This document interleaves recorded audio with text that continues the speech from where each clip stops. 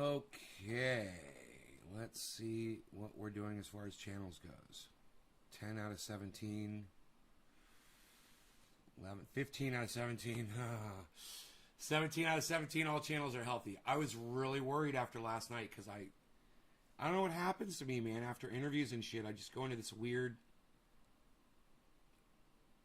downtime where I'm not thinking about my channel health, man. I need to not play music after it, man. And all I want to do is play music.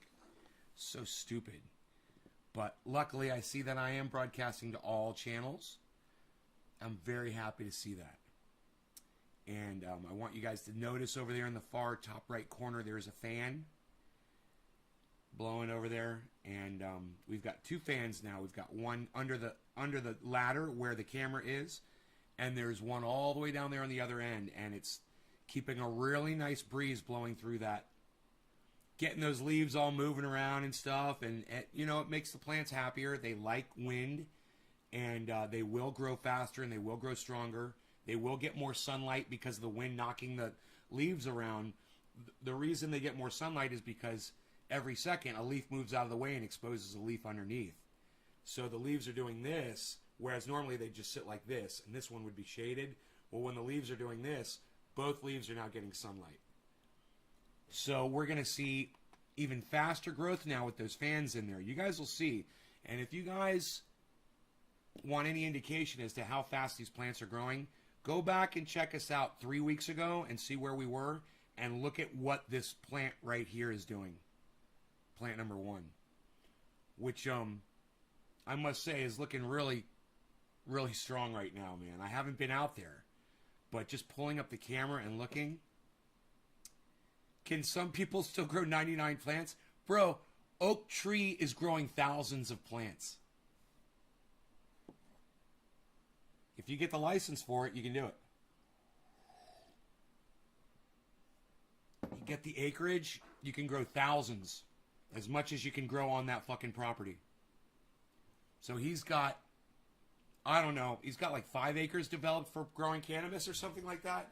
Bro, I live on 6 acres. I couldn't even imagine if a quarter acre of this was a freaking grow. Let alone what 5 acre grow would look like. Oh my God. Or how you deal with it. You know, what if you get bugs? You know? Then what do you do? How much spraying does that involve? I can't even imagine growing on that level. But you know, that is it's an occupation. This microphone can be turned around. This was turned around for Jackson last night. Those of you guys who missed last night's show, we were live, and I went into Jackson Hinkle's show, The Dive. The Dive with Jackson Hinkle. Guys should all go subscribe to his channel. So I saw he went live, and I was like, oh, one of these new podcasters that I like to watch is live. Let's go check out his show. So I go in there, and we're watching. I'm like, I'm going to drop him a fucking $50 super chat. And I gave him a super chat, and I said, I'd love to interview you sometime. And I said, you know, I'm a cannabis-related channel. And he said, sure, man. He's like, oh, can we smoke out? I'm like, what, dude, you smoke cannabis? How cool is this? He's like, hey, man, what about... I'm like, I'm going live right now, bro. I'm live right now. I'm in my live stream. I said, I could pull up a chat room, I said, and we could talk.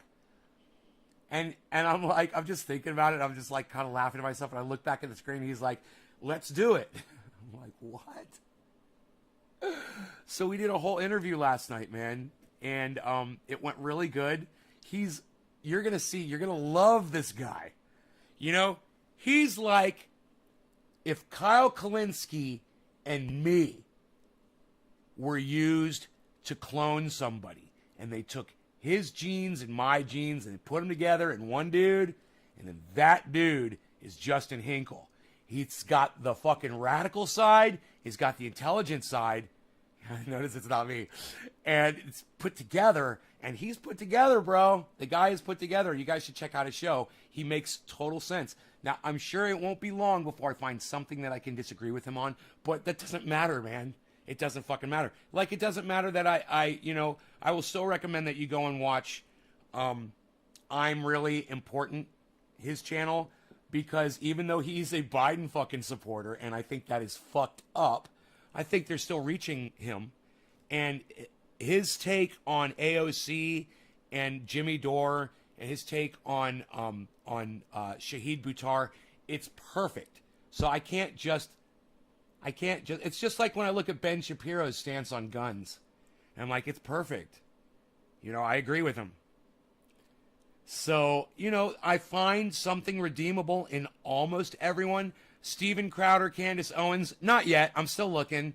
Charlie Kirk, not yet. Still looking.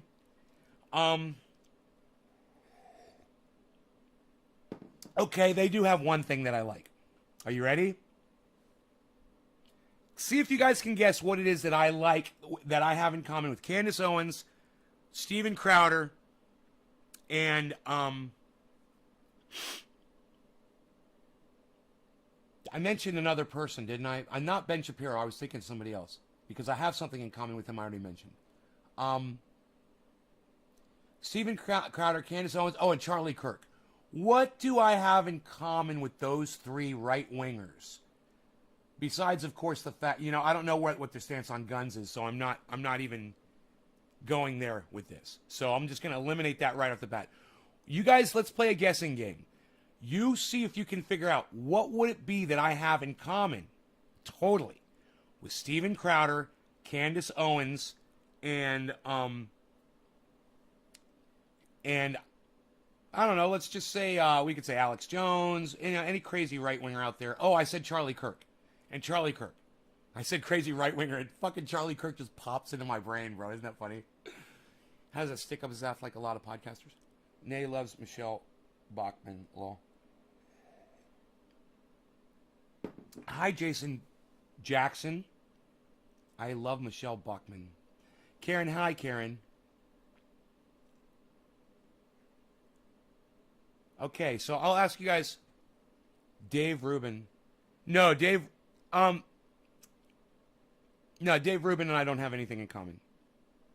You changed your Twitter handle. Okay, Karen, cool. Way to go. That's good, right? Jason, what's up, Jason Jackson? Dominic, good morning. I'm asking my audience a question. What, as a podcaster, do I have in common with Charlie Kirk? I know this is stumping you guys. What do I have in common? And think about it. What do I have in common with Charlie Kirk, Candace Owens, and Steven Crowder? Three people who I fucking despise. But what do I have in common with them? I'm making you guys think early in the morning, huh? You guys want me to tell you? Let me know if you want me to tell you if you give up. Can you guys guess? I mean, you guys haven't even guessed yet. You guys haven't even given me a guess. Y'all hate politicians? No, man. Charlie Kirk supported fucking Donald Trump for 4 years. Are you crazy, Karen? Charlie Kirk loves Donald Trump. I don't know about Steven Crowder. No. But maybe if they do. No, I don't. No, not that we hate the Dems. No. I don't hate the Dems like they do. They hate the Democrats for the wrong reasons. They hate the Democrats for all the wrong reasons. So, no, that's not what we have in common. Even though we kind of do, but we kind of don't. That's not it. That live with Jackson was great, Nate. Josh G, thank you. Okay, Dominic gives me the question mark. Tell us, says Jason. We're all First Amendment supporters, man. We all support your right to say whatever the fuck it is that you want to say. And so does Jackson Hinkle. And I think that I'm really important. I think he does too. And I'm positive that Ben Shapiro does. I know that Jimmy Dore does. Graham Elwood does. Lee Camp does. We don't want to cancel anybody. You know, if Jesse Lee Peterson and Alex Jones want to get together, you know, and do a whole mini series, you know, that lasts a whole year and talk to their audience about the fact that they've met aliens and that they're in contact with aliens and they're doing alien, you know, summit meetings and whatever. And And of course, we know it's a lie and it's all bullshit. But if there's millions of people that want to see that kind of content, whether they believe it or not, or whether nobody wants to see that kind of content, maybe there's only one person or nobody wants to see it, I still support them in doing it. I don't care whether it's truth or fiction. I don't care whether it's entertainment or what they truly believe in their hearts. I don't fucking care. You have a right to speak. You have a right to speak whatever it is on your mind. I don't care what it is. Say whatever it is you want to say. If I don't like what you're saying, I can walk away. I could turn off your YouTube channel. I could turn off the television. You know, I could punch you in your fucking mouth. Maybe you deserve that. But, you know, you have the right to say whatever the fuck you want to say, and I support you, and I support you in saying it. And if what you say does incite me to punch you in the mouth, hey, man, that's the game we all play. You know, that's the fine line that we walk. But it's just like living by the gun. Hey, man, at any moment, I could have, like, Dino or me, we could be in the house having a great time. He could flip out, grab my gun, and shoot me in the head and kill me because I got a gun in the house. I understand that. And I know it's the risk I take. But I take a risk when I put my face up to my dog to give him a kiss. Yeah, I've been bit in the face by dogs before. I take a risk every time I get into my car to drive it. I've been in car accidents before. So don't tell me it's not a real risk that it can't happen. We take risks all day. Where do you reside with your risk factor and what's okay and what's not okay with you? That's what you have to determine. And once you figure out what works for you and what doesn't, live by those rules. I found what works for me, and I hope you guys find what works for you.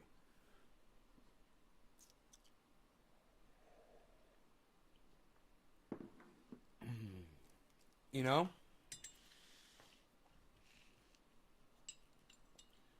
So, say what's on your mind. And say it often. And say it everywhere, man. Put it everywhere. Tell people how you feel. It makes me feel good, and it might make you feel good. There's a lot of people who don't like to share their opinions around. You know, maybe your parents taught you to keep your cards close to your vest. You know, I always had a big mouth. You know, as a little kid, I used to lie a lot. I used to shoot off my mouth. I wanted everybody to pay me attention. And, you know, I wanted to hold the floor. And I found out at a really young age that, you know, people just aren't interested in what you have to say if all you have to say is fucking bullshit. So a lot of people just end up not speaking and not saying anything. Well, listen to people who make sense. You know, that's what worked for me growing up. That's why I do a show. That's why I do a podcast. You might ask yourself, why does this guy do this? I do it, number one, because I love it, man. I love doing this. It's fun. I would have never known about this if it weren't for my friend Cyber Reload that told me what YouTube was. I didn't even know what YouTube was. You know, he fucking told me there's a service and people are putting up videos. I found out. I was like, hey, man, I'm going to try it. I got some videos. Nobody can ever see them. You know, they're on a fucking video camera or on a videotape somewhere. I'm going to put those on the internet and let people see them. This should be fun. Next thing you know, I'm addressing the camera, and then I'm addressing the audience, and then I'm going live. And for years, I was live and lost. And now, I think I've got some direction in my life, and I think I know where I'm headed with this. And I'll tell you right now, there's no secret. I want to help as many people as I can. I want to touch as many lives as I can. I want to change as many lives as I can for the better. I don't care if you know my name or not. I don't care if you know who I am. I know what makes your lives better. It's being able to accept the truth. That's it. I don't care if it's fucking cannabis. I don't care if it's you realizing that politicians are stupid. I don't care if it's you realizing you need to move to higher ground and that the ocean's coming in and that people in Miami are losing habitat. It's an important word you guys need to learn. You know, there's a politician, we're going to shift gears here, in Washington that claims that, you know, no matter what climate does, it's okay because humans are smart and strong enough that we can adapt to the heat. We can adapt to climate change. And, you know, that would be true. Human beings can adapt to heat. We've proven it. You know what I'm sorry, I forgot the word. You know what a nomad is? A Bedouin. You guys know what Bedouins are? That was the name I was trying to think. These are tribes of people to this day that wander the desert. They're gypsies. They have no place that they really call home, so they move. They use all the resources in an area where they are, and then they move on to another place and find another place with resources, and they settle down there for a while, and then they move on. We can live in the desert. We can live with very little water and in excessive heat. We can adapt. But the one thing we cannot adapt to is the loss of habitat. And I know that confuses you guys, so I'll just say it right now. It's the loss of your food. It's you don't have food to eat anymore, then you die. That's what loss of habitat means. No more cows, no more fucking Burger King. Right? No more cornfields, no more cornflakes. Right? No more rice patties, no more Rice Krispies. No more olives trees, no more fucking olive spread for your fucking fancy toast. You know, no more ocean life, no more fancy caviar. And it's the people that are living the wealthiest that have the least clue to what we are headed into. So, this is what I propose for all of you to do, okay? I want you to pretend that you're somebody else for a few minutes, okay? I want you to pretend that you are a Haitian living in Miami, in the United States, and that you've migrated to, years ago, you migrated to Miami, and you moved into Little Haiti. And you're living in Little Haiti on the coast in Miami, and you get a letter from the home that you're renting because, you know, you're not wealthy. You're from fucking Haiti. What do you expect? You know, you didn't have a jump on life like this guy did. So what can you do with that, right? You get a house in America and you can rent it. Great. You get a letter that says your rent's going up 40%. And you look at your finances and you say, I'm not even going to be able to pay my rent, the next month's rent. I'm going to be evicted. That's you. You're Haitian. You're living in Miami. Do you know who's buying your house?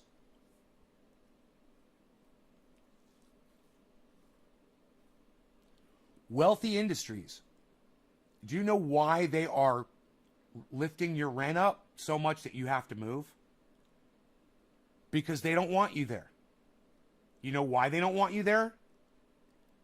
Because you don't have a lot of money to spend on their industries, on their businesses, to make them wealthy. So their plan is they move in, they buy your neighborhood, they buy your trailer park. Then they raise your rent because they know you can't afford it, so you move out. So you move out, you go somewhere else, and you know, low-income housing or whatever. They destroy your trailer park, and they put in a beautiful public dog park. You know, a community gathering area, a pool, a strip mall where you used to live. So that the wealthy people that move into the expensive homes that they build up on top of where your trailer park was, so that they can move in there and they can spend their big dollars on all of those industries that they're going to build up over there. Crackly audio, anybody? Does anybody else have crackly audio? Dude, my phone better be off. Yeah, my phone is off. What's up with the audio, guys?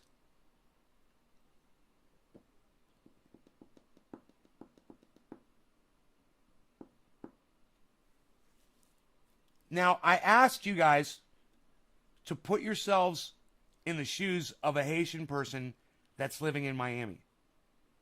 Now, you have to move this home that you've secured all these years, and you've lived there for years and years and years, so that wealthy people can move in to your home or into your neighborhood. Is that okay with you? Do you know what's driving that? Climate change. Do you know why?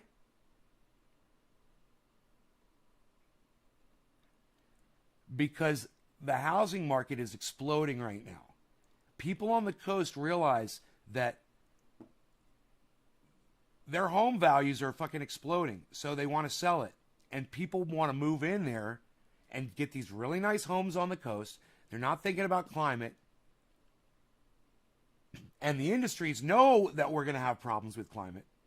So they want these rich people to move in there so they can build giant fucking seawalls. That's what they're going to do, man. You watch.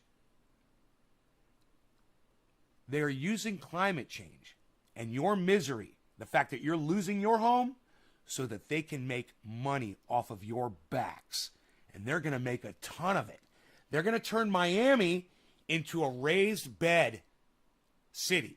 They're going to build it all up. Everything's going to be high, way high. You'll see. And they need a lot of money to do that. And people like Miami, people who want to party in Miami, they want to be there near, what's it called down there? Miami, the party spot? I forgot what it's called down there. South Beach? They want to be down there near there. I'm telling you, man, if you don't understand what's going on, it's all driven by climate change and greed. And these wealthy people, it's fucking horrible because they know the climate change is coming and all they're trying to do is make money off of it, profit off it, instead of trying to help folks, which is what they should be doing.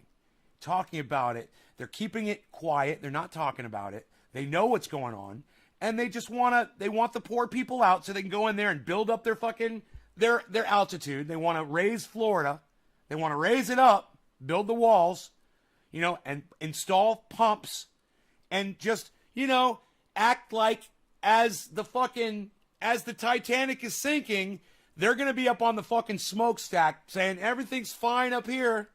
Oh, everything's just dandy up here while the whole goddamn ship is sinking. But they want to stand up on top of that high spot and watch everybody else drown. And man, it's fucking sickening. Do you guys all understand that? Does that all make sense to you? Do you understand why climate change and greed is driving the evictions of poor people in Miami? And you guys want to see, I think we should watch something about that. There's a really good documentary. Oops, I just lost my page here. Oh, I can't do that. Okay. There's a really good documentary. I'm going to try to pull it up for you. Let me see if I can find it. They call it Little Haiti. So let me just search Little Haiti. And see if I wonder if it'll come up in my library. History.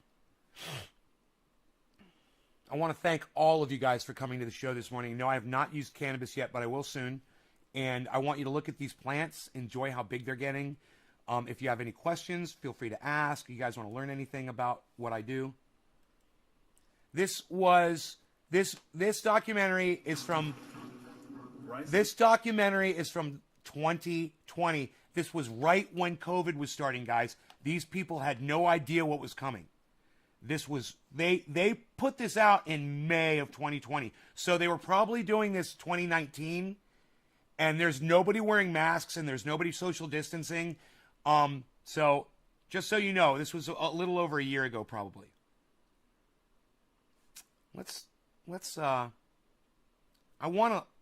kind of want to leave the grow up. So let's see if we can bring in another. Ooh, I'm at 100% CPU. We're going to suffer. Here, I'm going to get rid of the grow. Give me a second here. Okay. Oh, there we go. Okay.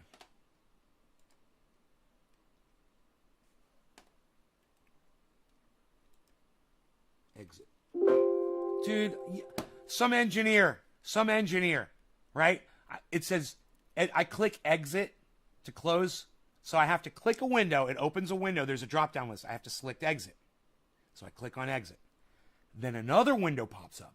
Are you sure? Some engineer figured that out. Some engineer that works for Windows 10 thinks that it's a good idea for me to have to waste my time to turn off software. They think that's a great idea. Hey, man, write it down. I'm just pointing these things out for you every day, how stupid engineers are. I brought that up to Jackson Hinkle last night. I said, do you realize that all engineers today are morons? And he kind of hesitated because you got to think about things I say.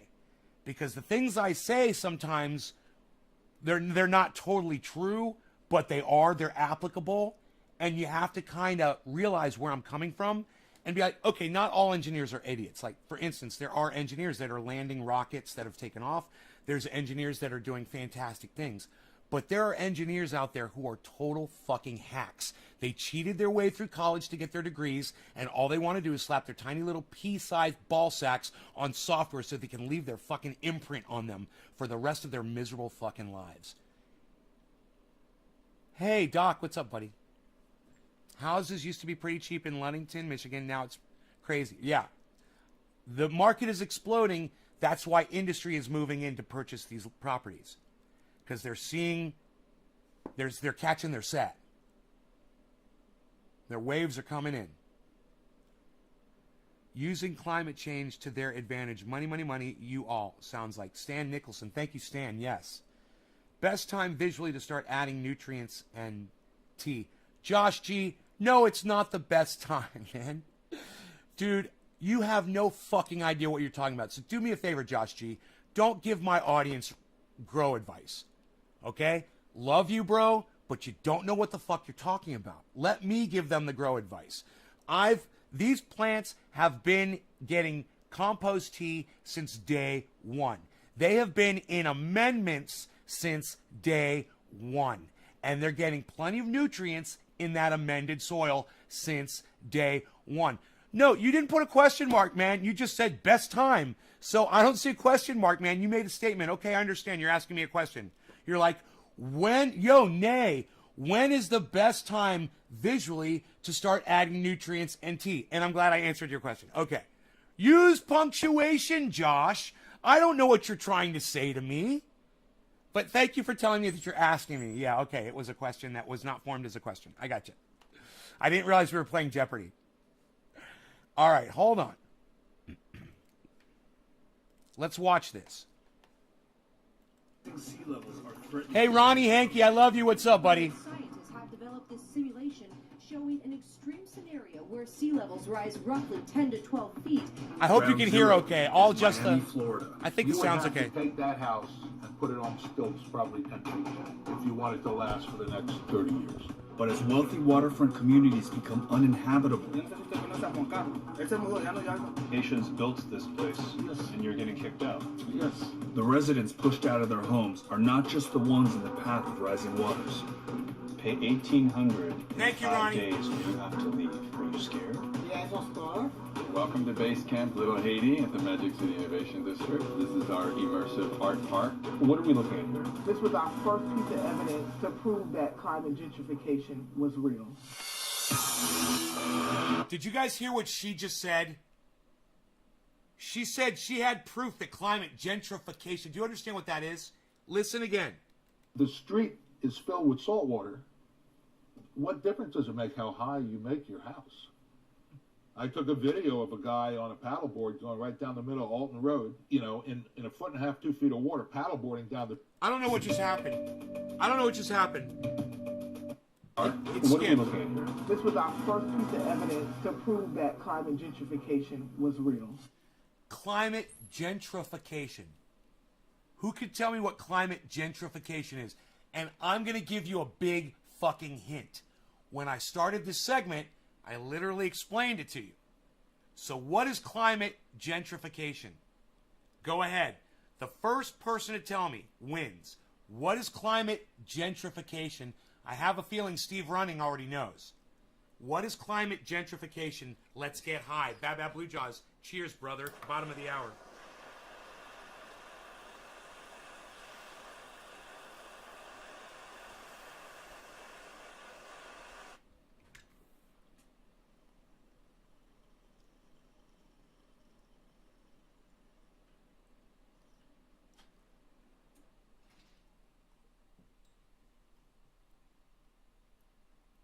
A little pre-dab, get my throat ready and my lungs oiled up to get ready for the big dab. No, that did not taste fantastic. But I'm feeling it. I'm getting high off of it already.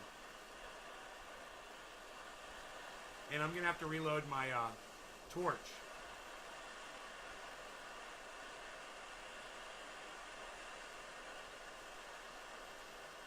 Okay. Cheers, guys. Thank you for sharing this video. You guys, I want you to know, if you're sharing this video, I'm smoking for you. If you're watching this video, I'm smoking for you. J-Bone, James Young. J-Bone, thank you so much for the super chat. Was that this morning? Steve Running. Cheers. Karen, cheers. Thank you. Thank you so much for that super chat. Nick Brown. Doc Holland. Bad Blue Jaws. You guys, thank you for everyone that is watching and sharing. We'll get the video going right now. Who knows what climate gentrification is?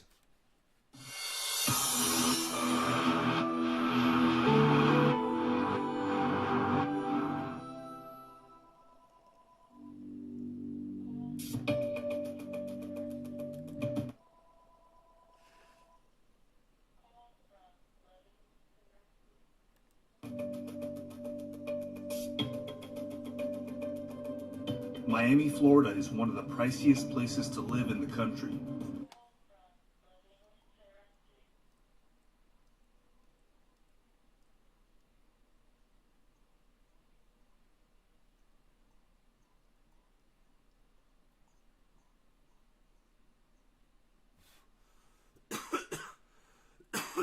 BC Bud Baron, hello. Welcome back to the show, bro. We're live for the last 5 years right here every day, 3 times a day, just so you know, BC Bud Baron. You can come by anytime you want. Good to have you back.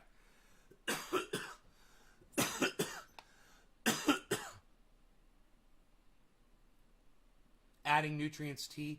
Bro, I don't recommend that you add nutrients. I recommend that you fucking amend your soil. So the nutrients that you want to give your plant so bad, they should already be in the soil.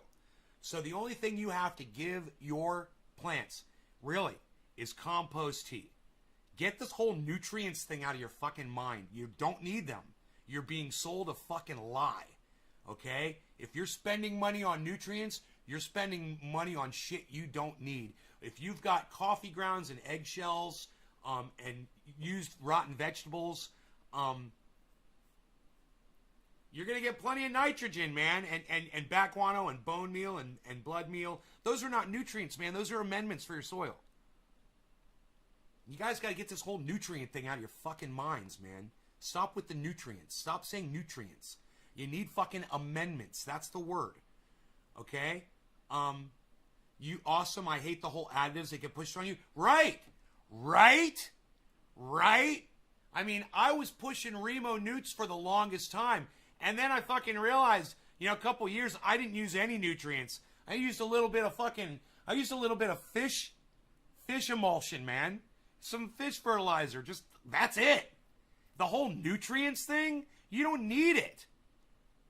And you'll have beautiful, bro, let me tell you a little secret, man. I smoked some great bud. It wasn't the thickest bud. It wasn't the nuggiest, of course, but it was good. It was really good. Mark grew it.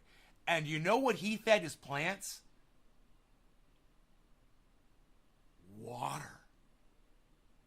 That's it. I was like, dude, you only gave these water? He's like, that's the only thing I gave him. I put them in soil, and I gave them water. I'm like, I can't fucking believe this. He only gave them water. He didn't even use fucking compost tea. But I'm here to tell you, if you use the right kind of soil, then your plants are getting, what they need on day one. You don't have to worry about what the plant looks like when you could start putting the poison shit in there, the shit that you have to flush out for the last 2 weeks. Hey, man, why do you think you have to flush nutrients out of your plants, guys? Think about it. Hey, man, make sure you take the shit all out of your plants before you try to smoke it. There's a reason for that. Fuck that shit. But sitting so close to sea level, it's also one of Welcome to flushless growing in the garden, guys. the first cities, some scientists say, expected to lose some of its most valuable real estate to rising waters. Today, UN scientists released their most alarming report yet on climate change. This is a satellite image of Miami Beach. Let's do another dab. I don't remember the last Scientists have one. developed Cheers. a simulation showing an extreme scenario where sea levels rise roughly 10 to 12 The whole industry feet is a scam, by the yes. year 2100. As of 2019, Miami all Bro, when I first moved to California, Dino brought me over to his house. I went over and I looked at his. Yeah, I did a dab, obviously. Look at all that. I looked at all of his nutrients. He had thousands of dollars of nutrients, guys. I am not kidding. He had thousands of dollars of nutrients. But the thing about Dino was he worked for a dispensary, so people were always giving him free samples. If somebody wanted to own all the shit that Dino had, it would have cost them thousands of dollars. Dude, that shit just ain't worth it, man. You don't need that. Already has We learn as we grow, we 120,000 learn. properties at risk. And both Florida state government and the city of Miami have invested millions of dollars into Cheers, pumps, everybody. raising streets and sidewalks, and other reinforcements to try to keep the waters at bay. But for some in this area, the solution is settling on higher ground. The water has come up here in the past, let's see, in the past 20 years, it's come up 6 to 8 inches. Actually come up and permanently 6 to 8 inches higher. Dan Kipnis is a former Miami resident turned climate change activist. This is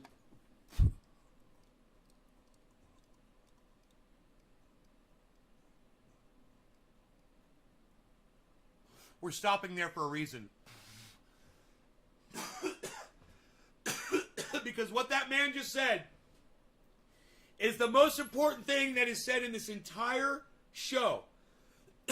And it's going to go unnoticed by just about anybody who watches it. But not by us. This is 2 minutes and 18 seconds in. And this guy says this. the water has come up here in the past, let's see, in the past 20 years, it's come up 6 to 8 inches. The water has come up here in the past, let's see, in the past 20 years, it's come up 6 to 8 inches, actually 6 to 8 inches. In the past 20 years, in the past 20 years, in the past 20 years, in the past 20 years, in the past 20 years, in the past 20 years, in the past 20 years, in the past 20 years, in the past 20 years, let's see, in the past 20 years, it's come up 6 to 8 inches, actually come up and permanently 6 to 8 inches high. Let's see, in the past 20 years, it's come up 6 to 8 inches, actually come up and permanently 6 to 8 inches high. Come up 6 to 8 inches, 6 to 8 inches. 20 years, it's come up 6 to 8 inches. 20 years, it's come up 6 to 8 inches. Who understands why that is an important fact? And I'm not going to wait for you guys to answer this question. I'm going to tell you right now. Because of climate feedback loops, that rate is increasing every year. So, okay, let's say it went up 6 inches in 20 years. You think it's going to go up 6 inches in the next 20 years?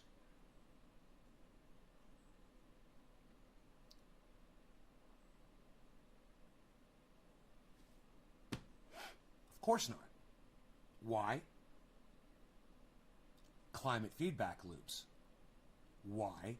Because all of these systems, different systems that we have on the planet, they're feeding into each other and making each other more powerful and accelerating the rate at which the sea level rises. So when you hear a local resident and a climate activist, somebody who's literally paying attention to the sea level, tell you that where he lives, the sea level has risen 6 inches, and it could double in the next, he said 20 years? Let's say it does that in 10 years. So the rate is increasing, the amount is increasing. The more that the salt water encroaches on the land, okay, check this out. It kills off vegetation that can't live in salt water, right?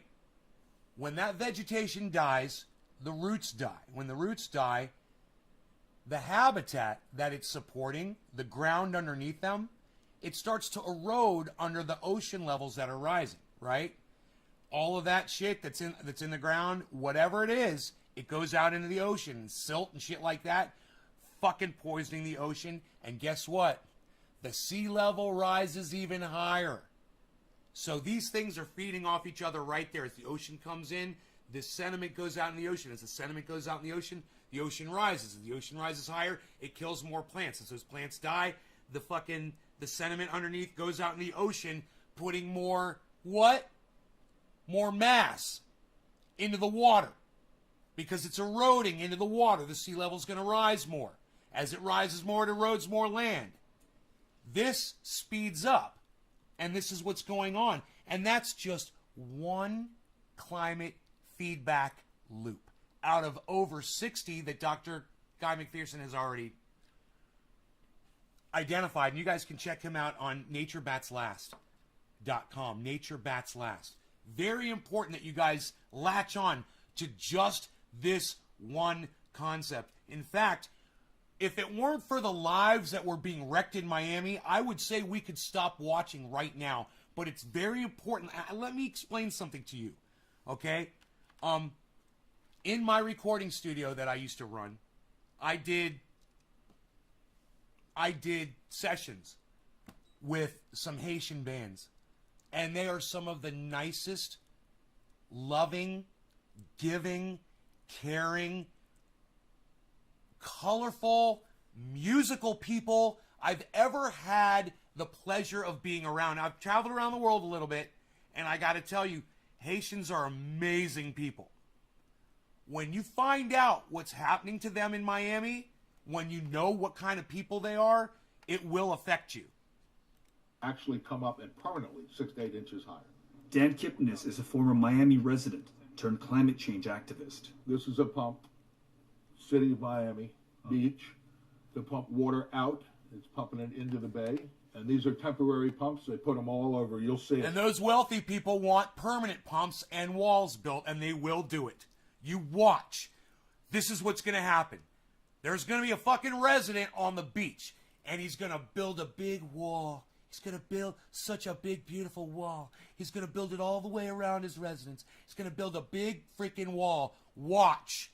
You watch. He's going to tell the government to go fuck themselves. He's going to build a giant wall all the way around his property. It's going to be a seaworthy wall. And I guarantee you, the whole goddamn state's going to want it. After this one wealthy person, you never know who it's going to be. It could be somebody that owns, I don't know, maybe like a resort, like a beach resort, possibly a golf course. I don't know. He might have really tiny hands. He might have very small hands. I don't know. Who knows who that man could be? You watch. You watch. I'm predicting the future. Somebody, maybe who talks like this. Maybe he's got an orange spray tan. Maybe he likes to hump the American flag. I don't know. But I have a feeling he's going to build a giant wall. A giant wall. You know why? Because he doesn't like to lose. And he was building a giant wall and he lost. I'm not a loser. I don't like to. I'm a winner. I have to win. I'm going to take that wall and I'm going to build it around my Mar-a-Lago. That's what I'm going to do. That's what he's going to do. Because he wasn't allowed to finish the wall around the United States, he's going to build it around Mar-a-Lago to protect it from the climate change. He says it's a Chinese hoax. It's a Chinese hoax. Folks, it's a Chinese hoax. The Chinese hoax, climate change, isn't real, not happening. You could trust me. I'm your president.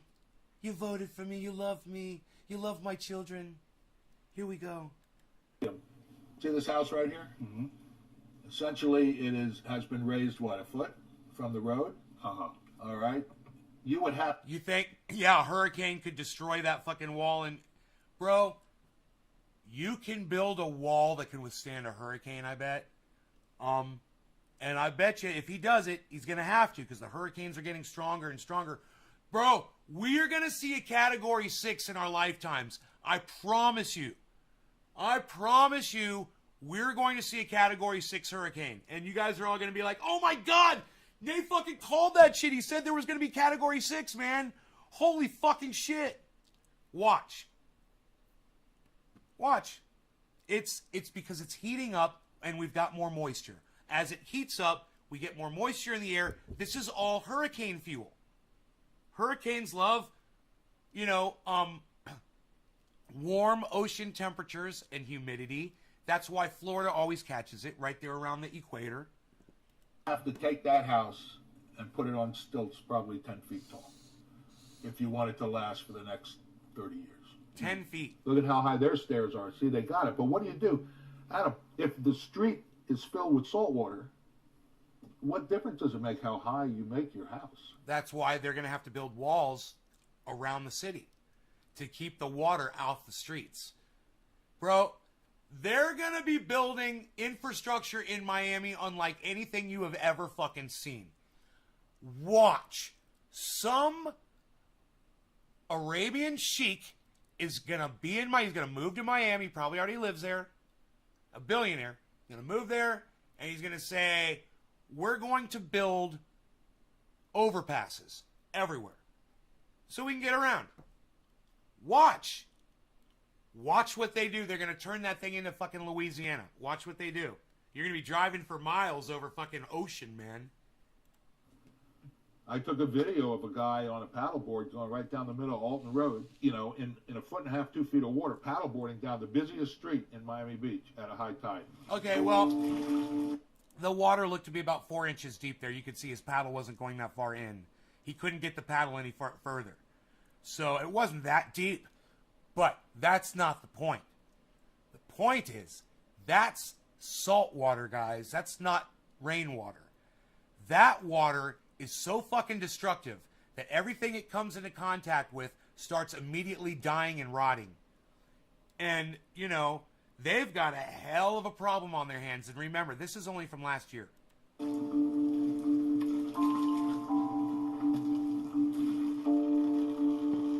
All right, I love you guys. I love all you guys. Thank you so much for tuning in. Cheers. That, across the city, we're seeing these rental pumps. That screams emergency. Absolutely, and it is all over the city. Obviously, some people are starting to feel that they need to be getting out of here. There's 1,200 houses in our zip code, and 350 of them are for sale. Okay? Because the more this keeps going on, the harder it is to sell property. Across the U.S., home values on the coast are starting to sink, decreasing nearly 7% Right, Baba? since Right? 2017. Say hello to my little In friend. Miami, many of the city's poorest residents live further inland, and in those areas, the cost of living is on the rise.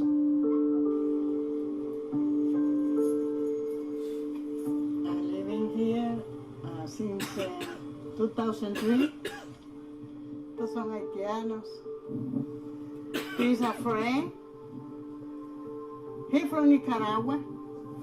Okay. You got Mexicans, Nicaraguans, you've got Haitians, Mucha gente que tiene miedo de las cámaras. Albert Hernandez lives in this Cubans. mobile home park, about 2.5 miles from Miami's coast. For those living on a low or fixed Puerto income, Ricans. mobile homes are often the last option for keeping a roof over their heads.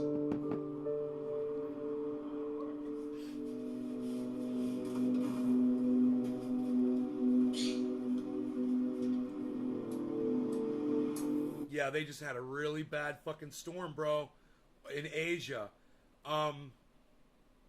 I don't know if anybody was killed, but I heard about it. It was a really bad one. I was working in the same place since 2005. Since 2005. From 2005 until 2017, guys, this woman had the same job in America. I wanted to work, but at this moment, no. I don't feel well. High sugar, high pressure. This woman is being murdered by big poison. Look at her belly fat. Okay? If you just look at her body, and you guys need to realize this, man, this is not her fault. We have been fat shaming ourselves for fucking years, and it's not her fault. It is in everything. The sugar is everywhere. And it's not the sugar that makes you fat like that, but it's the sugar that triggers your body to make you fat like that. It's an insidious process that goes inside your body. You are programming your body to store fat when you eat sugar. I swear to you guys, if you will just listen to me, I've only been doing this for like fucking 10 days. 10 fucking days. All right? 10 days. You guys know me. You guys know what I look like. Man, I'm telling you, It's fucking 10 days, and you're gonna see this is all gonna fucking disappear eventually. None of this is gonna be there. But as of right now, this is just from stopping eating sugar. And, you know, doing my fuck yes on what? Working on that, what? And doing my little chair exercises and hiking up and down my fucking mountain. You gotta stop eating sugar. This will fucking kill you. Your liver is being destroyed when your body looks like that. If your body looks like that, you got to stop eating sugar. You need to stop eating all of it. Now, I stopped eating all of it as much as I could. And I found that even though I told myself I was going to stop eating all of it, I was still fucking, it was still getting into my body. And it was because I was eating things that had sugar in it that I had bought, that I wasn't going to throw away, that I didn't realize that they were fucking literally loaded with sugar even when I bought them. You know, I didn't even think about it. I got orange chicken thinking, hey man, yeah, whatever. No. It was horrible. And I was so upset because I didn't think to fucking drain the sauce off of it at least. I left the sauce at the bottom, but I ate a lot of sugar that day. And so it took me a little bit more longer. It took me a little while longer to purge what was in my body because I was still putting some in. And then once I've really cut it out, and man, let me tell you something. I was so addicted to going to the refrigerator and grabbing either a sugary iced tea or an orange juice. It didn't matter. If I was out of iced tea, I was fine with orange juice because it was the exact same sugar content. You guys are like, a lot of you will sit in my live stream when I'm doing this and you'll say, oh, just processed sugar. And I'm like, no, man, you eat enough fruit, your body will store fat just like that. It's the sugar, and I don't care what the source of your fucking sugar is. There's no such thing as good sugar. You cut it all out of your body completely. And then you know what? You'll notice the change, and you can do a little bit here and there. You can have a little tiny bit of sugar every once in a while. It's okay. For instance, I'm literally having some right now. I got 2 spoonfuls of creamer in my coffee. Yeah, man, I'm having a little bit of sugar right now while I'm telling you not to have it at all. Because let me tell you something. Okay, so I've got, you know, a gram or 2 of sugar right there, whatever. When I have an iced tea, I'm having like 20 grams of sugar. When I'm having a bowl of Life cereal with raisins in it, I'm having like 15 grams of sugar. Some bread doesn't have any sugar in it at all. And my rye bread has no sugar in it. No sugar in my rye bread. I'm telling you guys that I can eat fattening foods. But my body won't store fat anymore. Because my body is working correctly now. You try to stay from as much sugar, and once you're purged, once it's out of your body, you can have a little bit every once in a while. And I choose to have that little bit in my coffee and to not overdo the coffee. You know, if I'm only going to have 1 coffee today, that's it. Or if I'm going to have another coffee, it's going to be fucking black. You know what I mean?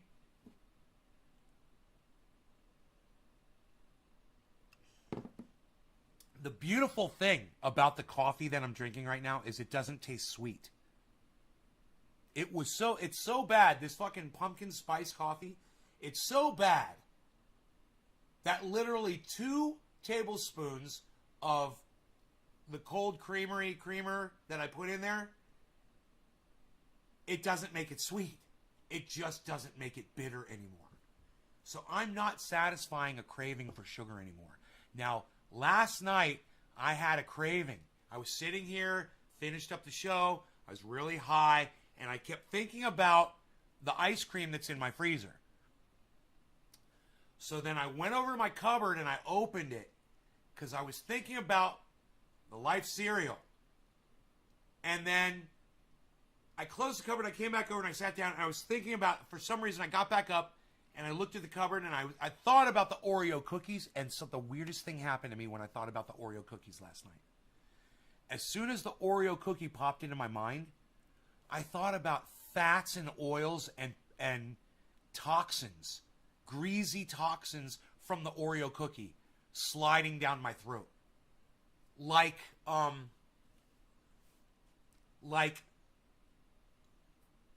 3-year-old cooking grease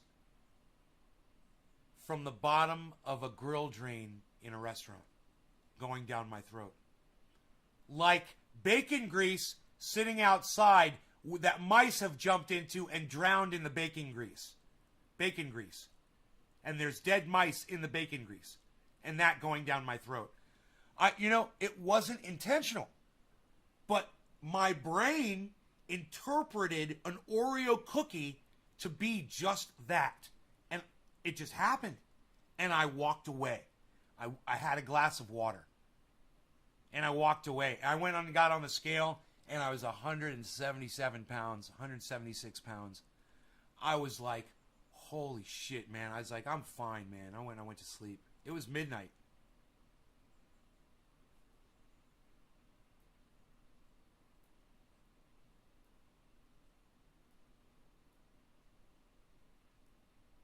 Yeah, fats are fine, man. People on keto do fine. People that do Atkins, I did Atkins. You're eating fats. Yeah, man, an Oreo cookie, bro. Man, I'm giving away all my sweets to Mark and anybody else who will take it.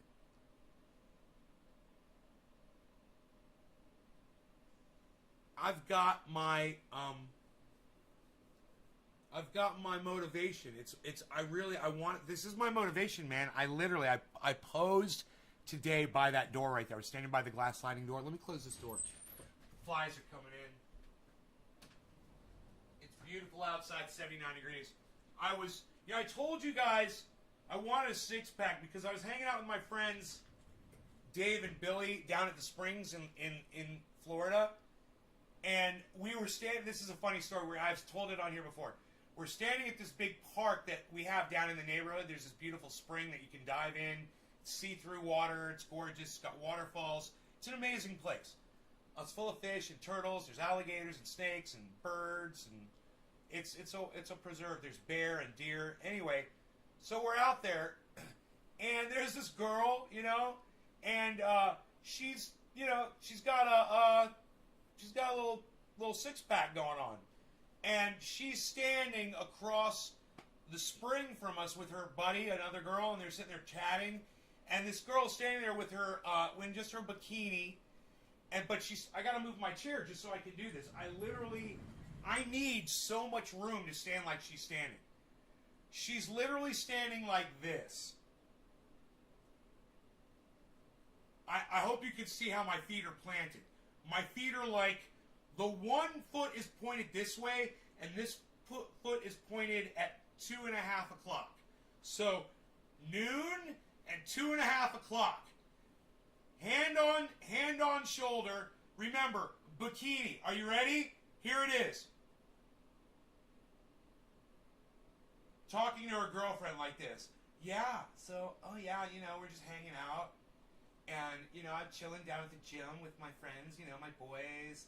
Hanging out and, just doing the thing, and driving. I got a Honda. I love it. Oh my God, I got that Honda and I just drive around everywhere. I just drive around. Right? Okay, so. I told Billy and Dave, I said, I'm going back to California. I said, I'm going to go get me a six-pack. And I said, when I come back, we're going to stand here on the beach across from her because they said she does it every fucking weekend. Every time they go down there, she's always down there like this. Talking to her friends. I said, I'm going to go down there, and we're going to go down there, and we're going to stand next to one of the park benches, and I'm going to have me a fucking six-pack. We're going to go down there, and I'm going to put one of my feet on the bench. And I'm gonna stand like that with my fucking six pack, like the fucking pirate from Captain Morgan's. And I'm gonna stand there with my six pack like that, and they're gonna have their backs to her, and I'm just gonna stand there, and I'm gonna be really loud. I'm gonna be like, yeah, bro. So yeah, dude, we're like working out, bro. You know, dude, down at the dude, we're down at the gymnasium, bro. I'm shooting some hoops with my boys, bro. You know, I got a 3-pointer, bro. You should have seen it, bro. One-hand 3-pointer, bro. They're fucking dude. There's some people walking by, bro, and they saw it, bro, and they were like, nice shot, bro. I was like, hell yeah. Because, dude, I'm like fucking Michael Jordan in it, bro. You know what I mean? Dude, I'm like out there, bro. You know, I'm going to like yell and shit. I'm going to do one of my voices. And we're going to do it all day. And I said, it's going to be the funnest thing I've ever done in my entire life. Because it's going to be the longest joke. It's going to be the longest joke with the most involved. I literally have to get a six-pack in order to do this. I have to work harder so I get a six-pack. You know, I have to be able to put my hands on this chair and lift my legs up straight. You know? I'm working for that. I want to do that so much. Ugh. But every time I try to do that, I want to do it. I don't want to fucking hurt myself. But I want it so bad, man. I want to be able to straighten my legs and be able to do this. And have my legs totally no knees. Straight out. Toes pointed. And fucking just... You know who I saw do that shit?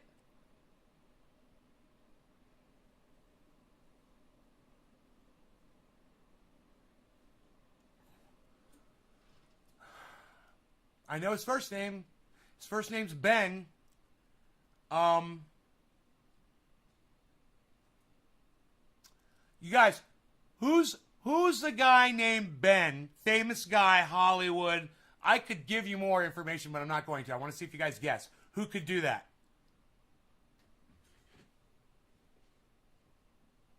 I love it when we play guessing games.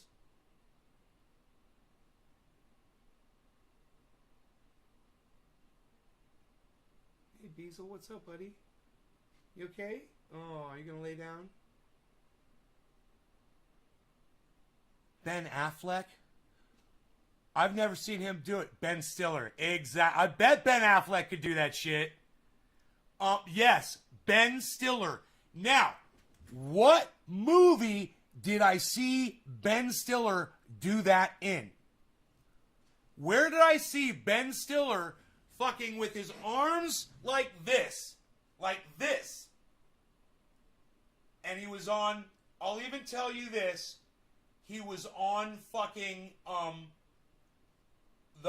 the Olympic rings that they do gymnastics on. I don't know what they call those rings. They put their hands on those rings, and he had his fucking legs straight the fuck out. Nope, not Meet the Fockers. Think about it. Come on, guys. Yeah, I want to see you guys guess the Ben Stiller movie. Night at the Museum. Nope. Shirt off. Shirt off. You guys probably didn't even know it was fucking Ben Stiller. Or I bet you thought it was some kind of dodgeball. I wanted to say Dogeball. Jason, isn't that funny? Dodgeball. No. Polly, no. Look at all the Ben Stiller movies. Don't miss with the Zohan. No. You guys, nobody can get it. This is fucking great. Nobody's guessed it yet. This is great. Come on, guys.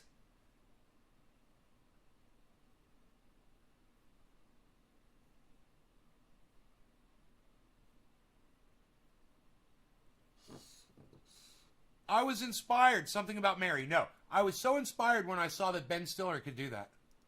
I was like, Ben Stiller he can do that shit like an Olympic gold medalist fucking athlete, like a gymnast. I was like, Ben Stiller's a fucking gymnast? Your dialogue to promote cannabis. Helps me.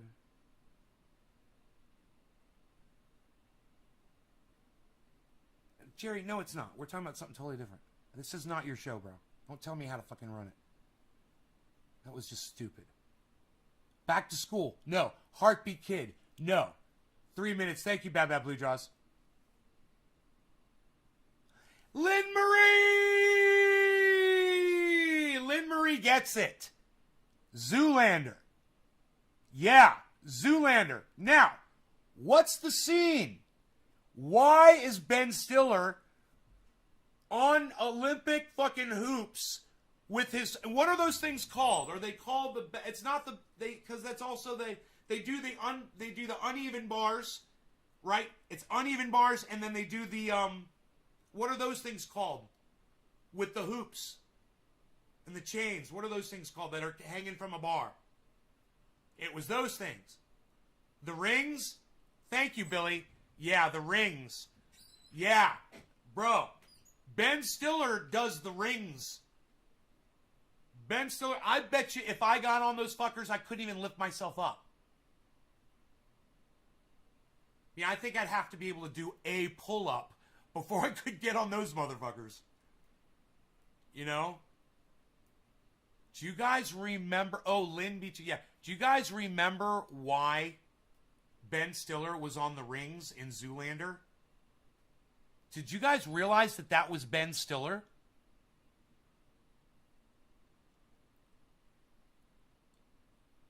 He's fucking pretty sick ripped, man. If you've seen... It's really, really easy to see in, whatchamacallit,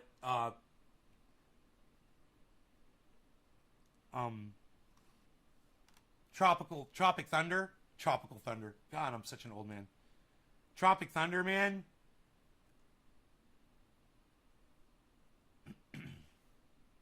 Motherfucker is, put some time in, man. He's put some time in. You know? What's up, everybody? Good afternoon for those of you that are on the East Coast, and good morning for those of you that are just now waking up on the West Coast. Because you know you guys wake up late over here. What? I thought it was a body double. Yeah, man, that was fucking Ben Stiller. You know, this was before they had the kind of CGI where they could really put somebody's face on somebody's body that was moving around and look realistic. They didn't have that back then. You know? Not like at that. That was fucking Ben Stiller on the goddamn rings. He's amazing. I bet you could probably Google Ben Stiller doing gymnastics. There's probably a fucking YouTube video of him doing it. You know, just legit. I had to drink 6 pills in the morning, 6 pills in the afternoon. You guys, I'm going to trim my nose hairs. It's going to take me 1 second. I'll be right back. A mobile home, but rents the land underneath it. The previous landlord kept rent increases low, but in 2018, a new owner, Miami Soar Management Corp., bought the property, and the rent suddenly shot up. What were you paying for rent? We paid $245 before. Every year, they put a $50 every year. And then they put a $200 suddenly. That's a lot of money. A lot of people came to pay that. Like me, I came to pay $700 because I am not working. I am retired. From 2003 to 2018, Hernandez's rent rose from $245 to $500 per month. But then her new landlord raised the rent to $735 a month, a 47% per month increase in under 1 year. Well, we got wind that last year the rents had significantly been increased. Some people had less than a week of notification. Sajin Talui is an activist advocating for residents struggling to afford the rent increases at the Soar Mobile Home Park. What was the new owner's reasoning for going from $500 to $700-800?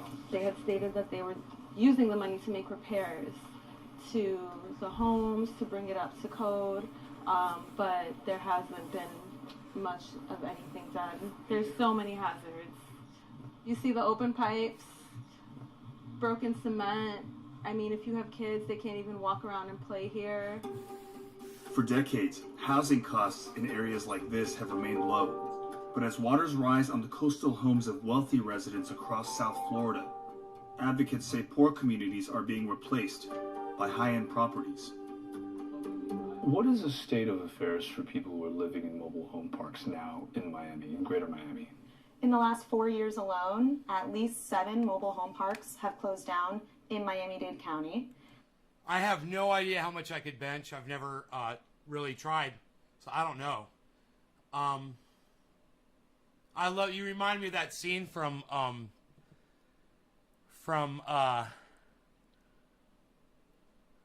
that Robin Williams movie.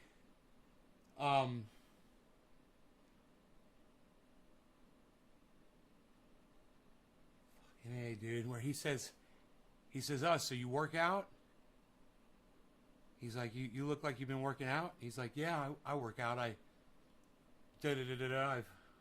fucking bench 100, 180 or something like that." He's like, "Good for you, man." He's like, "That's healthy." He's like, "Do you work out?" He's like, "Yeah, man, I work out." He's like, "How much do you bench?" He's like, 230, I think he says. And the guy just fucking shuts the fuck up. And it's so funny, man. It's like so intimidated by that. It's God, it's like right here, man. Man, I can't believe it's the most famous movie of all time. Robin Williams, he's a fucking psychiatrist, psychologist trying to help. He's a counselor, you know, he's trying to help that fucking kid who's troubled, fucking super intelligent kid, man. What the fuck? Why can't I remember the name of the goddamn movie? That is crazy. It's a great fucking movie, man. Why can't I remember it? There used to be 60 parks in 2015. Now it's down. Dude, Dead Poet Society?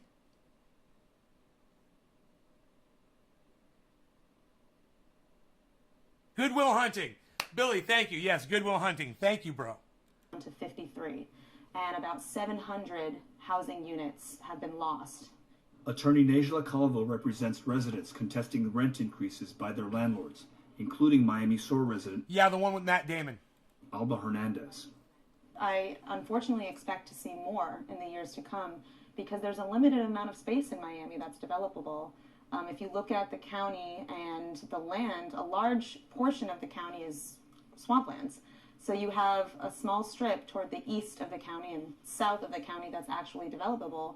And these mobile home parks are located in areas that are more and more desirable, especially with climate change and with flooding, and areas in highlands are more attractive to developers. So climate change is part of the calculus in all of this. You don't really find mobile home parks in Miami Beach. You find them more inland. And now, as developers are looking inland for long-term development, these mobile home parks are vulnerable. The Miami Sur Mobile Home Park is in an area of Miami known as Little River, most of which sits within the community of Little Haiti, another historically low-income but high-elevation neighborhood.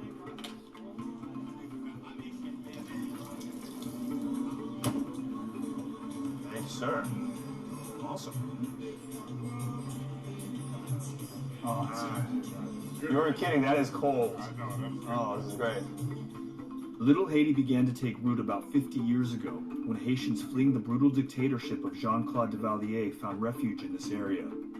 Since settling here, residents have built a tight-knit community where rich cultural histories have thrived, but now it's being threatened. Little Haiti really is a world unto itself. It's a small area within Miami, but it feels like a completely different place. Just off in the distance, you can see the skyscrapers, the high-rises. The specter of change and development is always looming large, in part because on this side here, like literally a block away, you've got this massive development that's going to go up in the coming years. Miami is culture, an amalgamation of the Caribbean and Latin America. We embrace our roots and innovate into the future. In June of 2019, a real estate development group received approval to build a $1 billion luxury residential and commercial complex in the heart of Little Haiti. Together we thrive, and where we thrive, there's magic.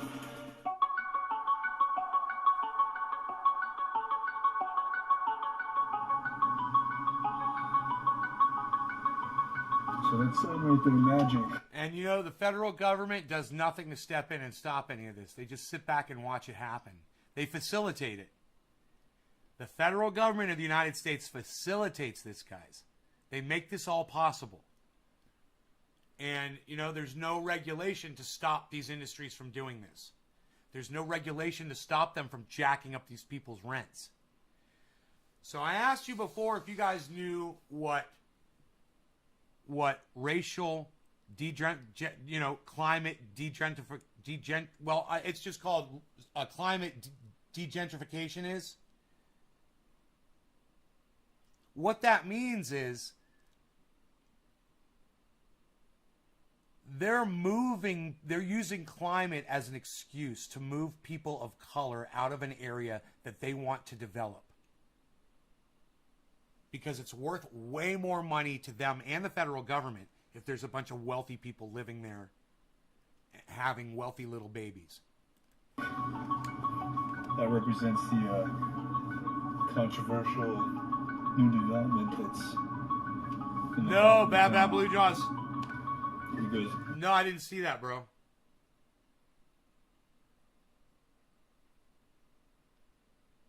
We go from these murals welcoming people to Little Haiti to Innovation District, Arts, Entertainment, Tech, and Sustainability. So welcome to Base Camp Little Haiti at the Magic City Innovation District. This is our immersive art park that's open Thursday through Sunday. Open to the community, no charge. We have food trucks, we have vendors here, we have a stage for live music. We've got immersive art sculptures here. So what was this before Base Camp?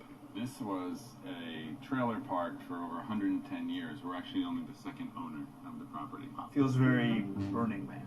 It feels very Burning Man. The mobile home... You guys realize that? You look how proud of this... Look, it's a fucking empty lot now. This guy's all proud of himself for kicking out a mobile home park with 50 residents. Park where Magic City's lot currently stands used to house nearly 40 working-class families who have... My bad, 40. ...since had to relocate. When you talk about technology and innovation, what I visualize is very, very different than the Little Haiti that I see here today. How do you enter a neighborhood, integrate into the neighborhood, without completely transforming it radically? So I think that's the opportunity that presents itself, and I think it's really this... That's the opera. I want you guys to hear this fucking greedy motherfucker say that. Radically. So I think that's the opportunity that presents. So I think that's the opportunity. So I think that's the opportunity. So I think that's the opportunity. So I think that's the opportunity. And that's really all you have to know about him. Because that's all he's about. And that's why he's there. He's using these people's misery to put money in his own fucking pot. Look at these beautiful little tripods with his beautiful little plans behind him and his beautiful little office space. His beautiful, comfortable, air-conditioned high-rise probably, where he's talking about degentrifying Miami. And he's proud of himself. This motherfucker is a monster, and he doesn't think that he's part of the problem. He thinks the opportunity is here. How dare you question me because I'm just doing America. You know, I'm just being a capitalist. That presents itself. Yay, capitalism. Yay. Yay. No regulation, libertarians. Yay. The market will dictate, right, libertarians? Yay. Yeah. Yeah, let's do that. And I think it's really this marriage between, you know, bringing in innovation and celebrating the culture that's here and really promoting it. And I think if you even look at the name, it's Magic City Innovation District Little Haiti. So from the marketing standpoint, and from the marketing standpoint, for the wealthy people, creating a sense of pride among the community in terms of our design. No, man, it's fucking Little Haiti, bro. It's Little Haiti. You know, you created all of this bullshit. We're creating Magic City. Sounds like fucking some Disney World bullshit.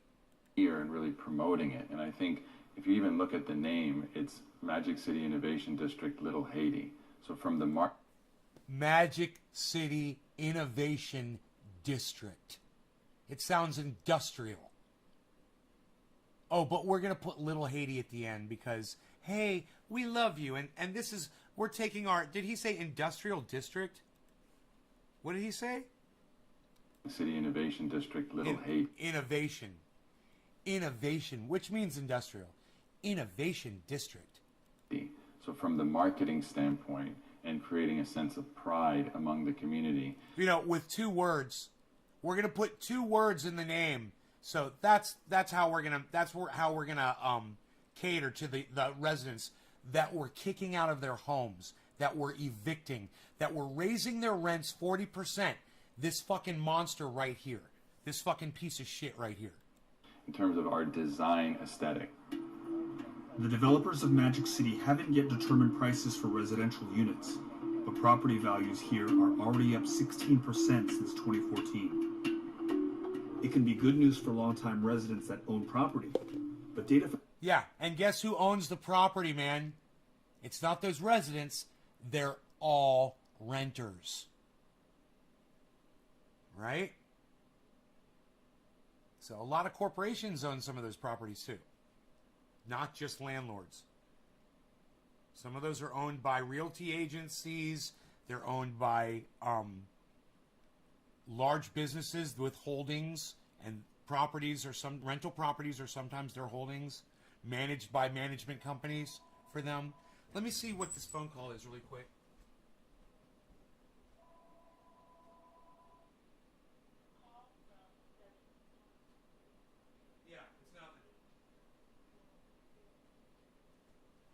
It's nothing.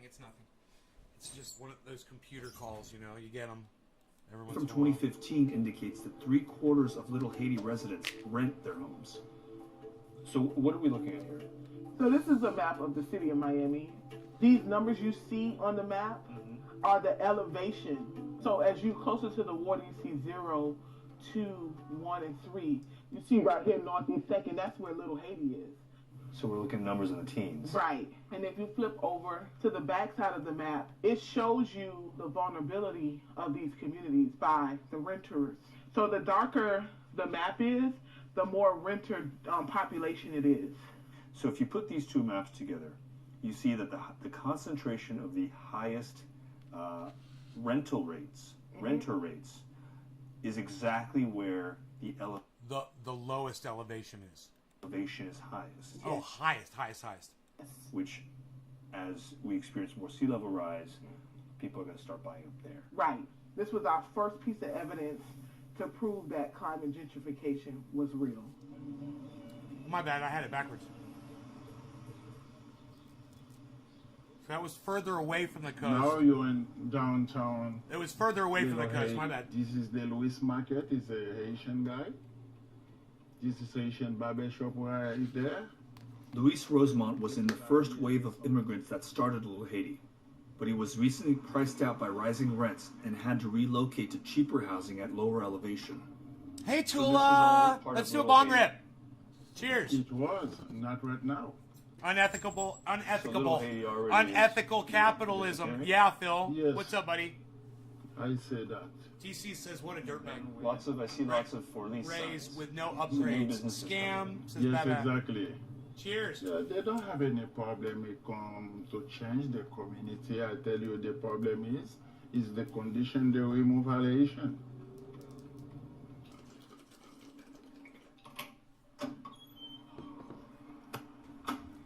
Oh wow, this is all you. That's my paradise. Oh, this is awesome.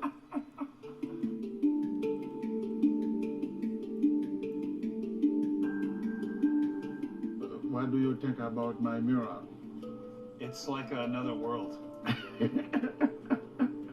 I wasn't expecting this. We were walking through a tax office, and then you take us outside. It's beautiful. This is your paradise? That's my paradise. You see, it's my paradise. It feels good. You think you can move back to Little Haiti? No. You don't think so? That's finished. It's finished.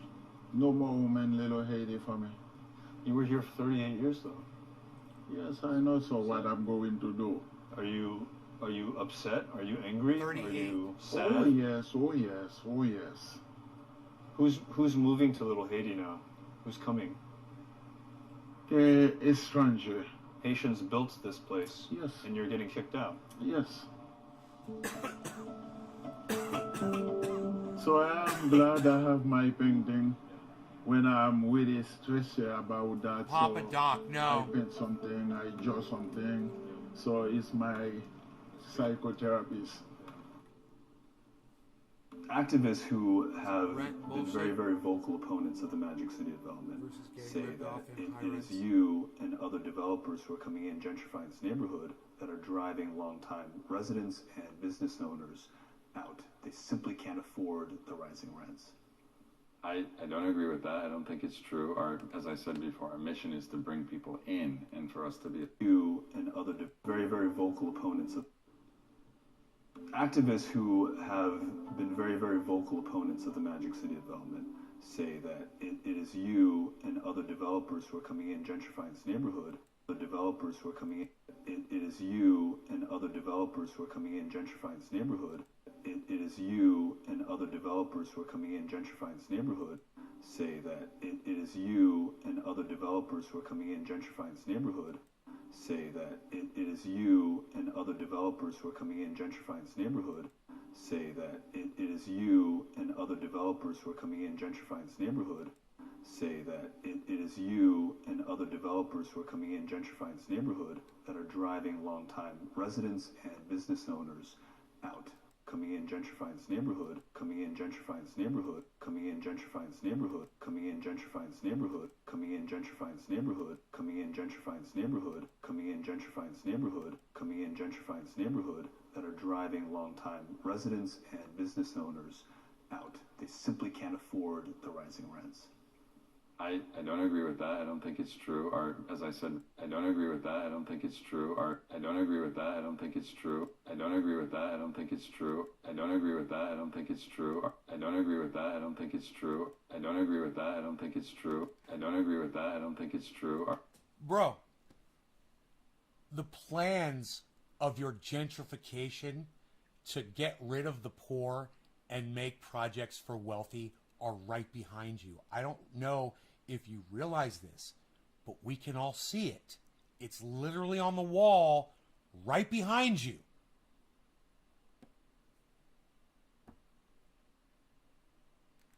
As I said before, our mission is to bring people in and for us to be a source of pride within the community and to really celebrate Little Haiti. Yeah, by putting the name Little Haiti in our rich village.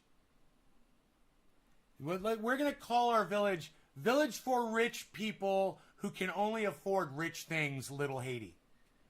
And, shouts out to the little Haitians that built all this. We love y'all. Bye. Thank you. It's almost like when the white people arrived in America and said thank you to the Indians who had been taking such great care of this land. And they said bye to them as they murdered them all.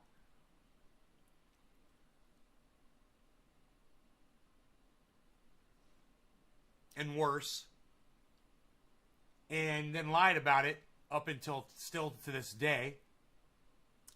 They're doing the same fucking thing. Bye. And the truth is a lot of these residents were moving out even before I came into this community. So there haven't been any new buildings built here.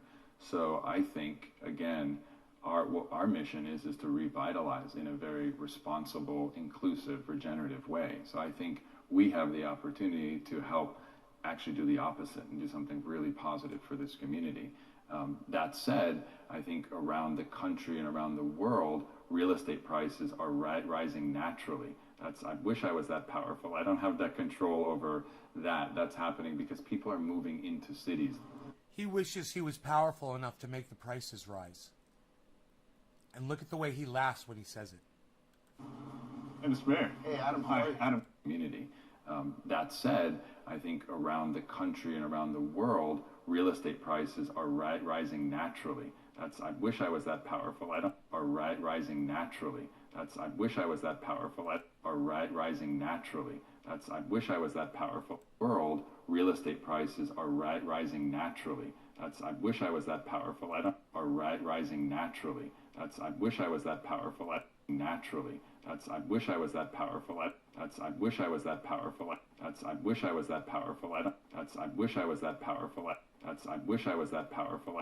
I wish I was that powerful. That is a natural, uncontrollable response right there. He cannot, he's naturally smiling. He is literally that greedy that he couldn't control his natural greedy smile. To say that he really wishes he was so powerful that he could raise the rates and the prices of everyone's homes. And he wishes he could do that. He wishes he was that powerful. Is that what you would do with all your power, bro? Look at the smile on your face. You want to claim, he wants to be the one to claim responsibility for the rising prices. He wishes he was that powerful. This is some of the most telling shit. This expose, guys. Well, I don't have that control over that. That's happening because people are moving into cities. Real estate prices are rising naturally. I wish I was that powerful. Real estate prices are rising naturally. I wish I was that powerful. Real estate prices are rising naturally. I wish I was that powerful. He looks like Bezos' kid, right, Phil? Rising naturally. Not all of us, most of us. Real estate prices are making sure the homeless disappear from our area. We have no shelter programs either. I don't have that control Two-bedroom over houses. That's happening because people are moving into cities. Real estate prices are rising naturally. I wish I was that powerful. I don't have that control over that. Real estate prices are rising naturally. Naturally. Rising naturally. Rising naturally. Real estate prices are rising naturally. Real estate prices are rising naturally. Real estate prices are rising naturally. World, real estate prices are rising naturally. Real estate prices are rising naturally. I wish I was that powerful. Real estate prices are rising naturally. I wish I was that powerful. Real estate prices are rising naturally. I wish I was that powerful. He says he wishes that powerful, and you know what? It's fucking funny. Is while he's literally going in there and making real estate prices rise, that's what he's doing. He's going in there and improving the real estate to make it worth more money. He's literally doing that. He is that powerful. He's one of the people doing it. He is that powerful. That is exactly what he is doing. He is so exposing himself with that stupid, toothy Joker grin on his face right now. That is a natural response right there. That he couldn't hide it from anybody. Well, I don't have that control over that. Yeah, you don't have the control over your fucking smile. Your greedy little fucking serpent smile, motherfucker. That's happening because people are moving into cities. Hey, Mr. Mayor. Hey, Adam. How Hi, are you? Adam. Great to meet you. Nice to meet you as well. Thanks so much for coming out. Thanks for having me. I'm told that this is like the place to eat in Little Haiti. Chef Creole. Yeah. As a Republican, I bet it's Miami's amazing. Mayor Francis Suarez has been praised for facing the realities of climate change head on, but admits that climate gentrification is an equal. Phil Lighty says he has "fuck you" in the ass without Vaseline all over his face. I know, right, Phil? Look at his head shake, right? Naturally. I know, right? Naturally, DC. We've been seeing this push out in the Midwest since the 1890s. He has... Okay, look at Chinatown. They forced out thousands with no problem and still raising rates right now. Equally unstoppable force. We were driving around parts of Miami, wealthier parts of Miami, that are flood prone. Yeah. And I can't tell you how many for sale signs we saw on lawns. Are you seeing a mass exodus of people? No, what we're seeing is a baby boomer generation that is basically deciding that they, rather than deal with a resiliency issue maybe on an individual homeowner level, they want to live in a condo in something that has generated power, where the homeowners association, the condo association is going to deal with the climatic issues that's built at a higher elevation. And then also what we do are trying to protect against is climate gentrification. We're trying to protect against people who are going to sell at or below sea level and then buy in areas that are more impoverished but that are at a higher elevation. So Dude, who knows anything about these fucking apartment complexes that generate their own power? What's that all about? And how long will that last for? I mean, how much fuel, how many people are you providing power for? Is he talking about a diesel generator? Or a gas generator? Running on gas? What if the gas line breaks? You know? Is it natural gas? What is he talking about? Does anybody know anything about these places? Let me know. Did I lose you guys? Because I lost a bunch of viewers. I don't know what happened there. But isn't that happening right here? Absolutely, it's happening here in Little Haiti. It happens in Liberty City. It happens in a lot of the communities in our city. How do you fight that? It's hard. You know, we actually what we do is, hey chef, how you doing? Good to see you, brother. Good to see you too. Looking good. No, you're looking sharp. I try. Your timing is perfect. We were just talking about the neighborhood and all the changes that are happening. Right.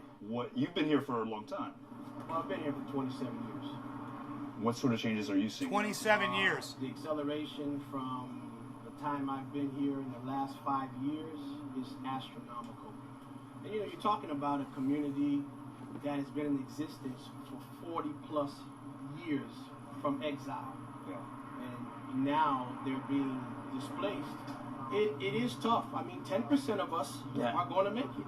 You know, 10%. 10% of us will be able to make that transition. And everyone, And this is a man that owns his own restaurant, and it's one of the most popular restaurants in the area. And he is that in touch with the community and that honest to say, only 10% of my community is going to make it. You guys, that's fucking devastating. It's devastating for him. Every person that he knows, they're all going to be gone, man. They're going to be replaced by baby boomers that want to live in high rises. The 90%, you know, they just got to find a goat and escape with it. That's just the way it is. It's just the reality. To me, it's like a perfect storm. You have climate change, and then you have, this is an opportunity zone. You see what I'm saying? Like, I mean, he literally said generated power. He said they want to move into these apartment, into a high rise with generated power. I want to know what the fuck he's talking about. El Nino effect. You know, for lack of a better word. Well, I got to get back to work. Good to see you, brother. Love you. As always. Take care. When you talk about Miami, what makes Miami so unique and special is that it is a patchwork of communities from around the world. Many, unfortunately, who came as refugees. Yeah. And when you look at Little Haiti, this is a place that has a lot of history and a lot of culture. What do you think the future of this community looks like? I think this community is one of those communities that's in danger, you know, like a Little Havana and like the West Grove. I think it's a community, you know, there's so much interest in our city from so many outside factors that it's hard, like you said, and like the chef said, to prevent it all from happening. And so, as he said, we're doing the best that we can with the resources that we have to try to give people an option. And the option is, we'll give you the money to redo your roof. Do you guys see that? They've got a whole fish in front of them. Or to redo your storm, you know, your windows so that you can make the home more resilient, more resistant to climatic events. And you don't have to sell your house. You don't have to move out. I mean, the problem... Dude, look at that fucking fish sitting on his plate. Look at this fish right here. What is that, like a flounder? Dude, what the fuck is this? What did he order, man? Here, though, is that many people are renters. Yes. It's a huge They have no choice. They have no choice, you're right. And that, by the way, that's an increasingly large percentage of some of our neighborhoods in Alapata. What do you mean you're looking at the menu? You go to look at butts, and the butts you see scare shit on you. Apartments. Okay. I'm looking at the menu. It looks wild. That's Snapper? You went on the internet and looked it up? It's Snapper? Market price. Huh. I've seen studies that show 80% of the neighborhood is renters. So certainly those neighborhoods are at higher risk. God damn, that's a huge fish, man. With the goddamn whole fish. I had You this kept everything. small, yeah. I had a little paper that they put it before. This is the lawyer that she sent the paper to me. She said she sent this paper. This is the lawyer. That's all from the owner? Yes, you see? A law paper. And this is another paper, 5 days. You are indebted to me in the sum of $1,816. Yeah, they said I own today all the money. The amount. Yeah. So you've been paying you've continued to pay $500 after they raised it to $750, and they're calculating the total of all the deficit payments. They raised it from $500 to $750, man. Yes, I don't own nothing. I pay my rent normally. Hey, what about raising it from $500 to maybe $535? What the fuck is that crazy shit? These people are fucking monsters to do this to these people. You know, the least they could have done for these people was leave them where they are and not touch their fucking rents. And do whatever fucking projects you want to do, but leave these people where they are and let them live in their homes. And, you know, and if you want to build other homes somewhere else nearby where they want to move into, great. But at least don't fuck with their rent. What is wrong with you guys? Are fucking doing this intentionally? You guys are monsters. You guys are gentrifications, gentrifiers, degentrifiers. I don't know what the fuck I'm trying to say. Yeah. I'm trying to say words I do not know. I'm trying to say words I do not know. They say no. But when you saw this letter, pay $1,800 in 5 days, or you have to leave. Were you scared? Yes, of course. So you're getting these notices on your door every month. No, every day. Every day. I know. 2 times a day, 2 times a week, 2 times a week. Ooh. It's scary. Yes. If you didn't have the lawyer, where would you be right now? I don't know. Under the bridge. Every single person who stood up and said, I am not paying this rent increase, received an eviction. So there have been approximately 100 evictions that have been filed against the residents since the new park owners have taken over. There are many families who have left the park. They either sold their homes to another family and just left, or in some cases, I've heard that they just turned in their titles to the park owner, and because some debt might have wrapped up they couldn't pay, they chose to leave. You say you don't want to evict people, but in the past year, the owners have sent out over 100 eviction notices. So Yeah. how do you square that? Easily. Sometimes, what's the expression? The squeaky wheel gets the grease. We've sent, prior to that, we sent letters out. Almost every one of those evictions has been resolved. I doubt less than 10 people have been evicted from the premises. I think anyone who's rented a unit before, apartment or home, knows rents are going to go up over time. 5%, 10% year over year. Totally normal. But when we're talking about a 30% or a 40% increase over the span of 1 year, that smells like something else. That's not a typical rent increase. No, it's not. I agree. What you have to look at and what we've submitted, just so you understand the process. Cheers. The judge's job in this case is not to say, I like the landlord better than I like the tenant, therefore I'm going to do that. And he's not going to look at a lease and say, well, you all sign leases. He doesn't have to do that. His scope is market value.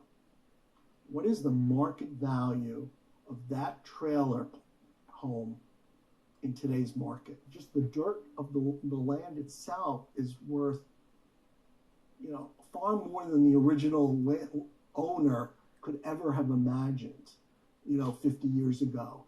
You're talking about, $1 million a square foot property here.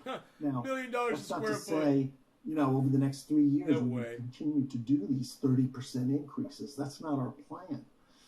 It was a one shot to cover the millions of dollars we had to spend to fix that place. All those trailers, I don't know if you've been to the park, they're painted. We supplied the paint.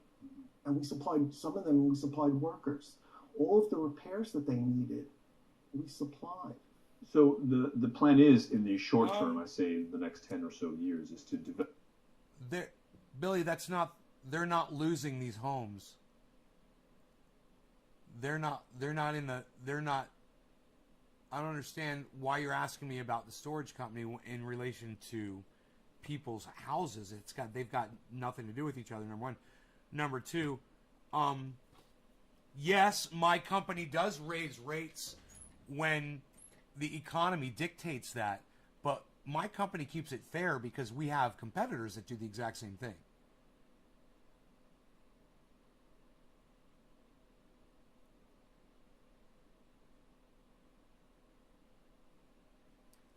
But,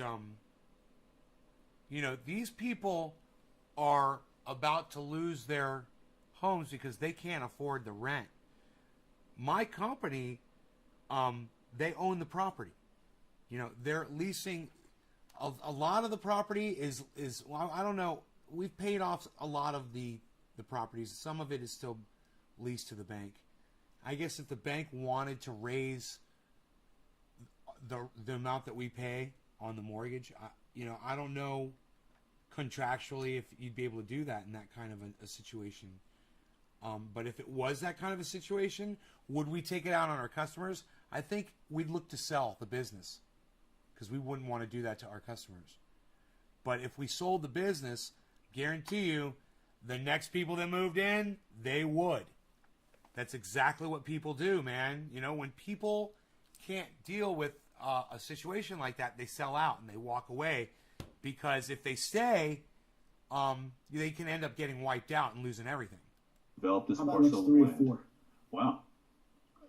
Count God and counting, allowing. Yeah. But the plan is to build affordable housing first. Mm-hmm.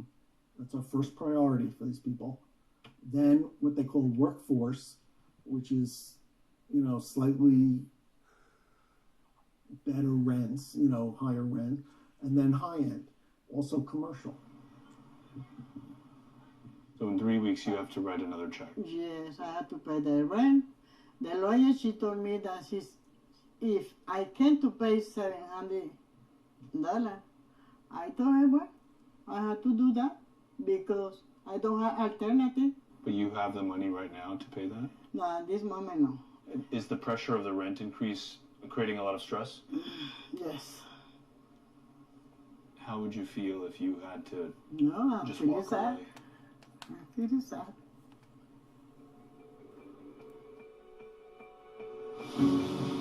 When most people think of climate change, Car they salesman. think of stronger storms and rising seas, and figure as long as they don't live directly in the impact zone, they're safe. But those with means will do what they can to stay out of harm's way.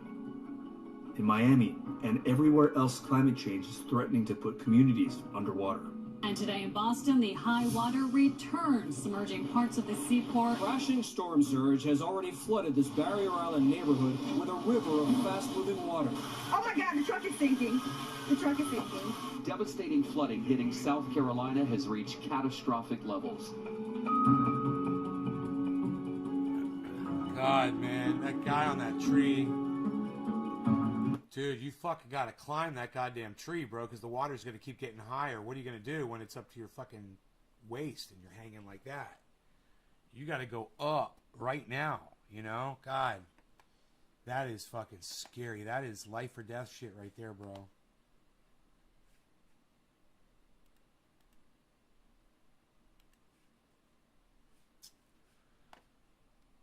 Man.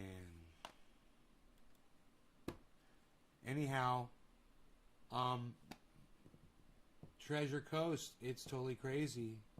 Yeah, man. It's climate change, man. We've got a lot to deal with, man. We got a lot coming up. We're dealing with a lot this hot season right now, and it's all converging at the same time. You've got a hurricane moving into Florida right now. You've got fires all over the West Coast right now.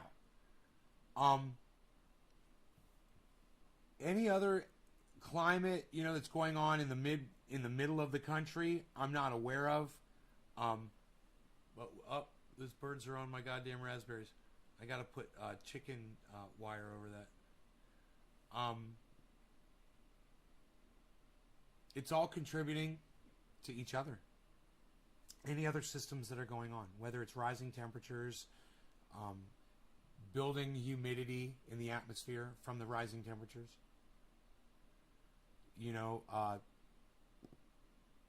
so much bleaching coral, acidification in the ocean.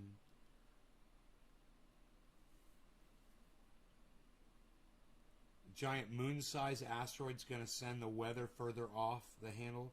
No, I haven't heard about this thing, Billy. Where is that at? How far away is it? It's going by? Something going by?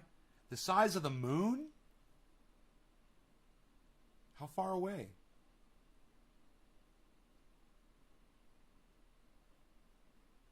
The country of Haiti is under state of siege. There's a bunch of fighting because they killed the president. Wow, is this going on right now? Is this like breaking news, bro?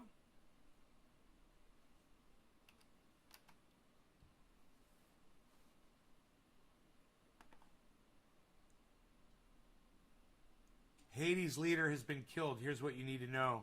State of siege declared. Haiti's first lady was shot and is in treatment. Thousands flee violence in Haiti's capital. Oh my God.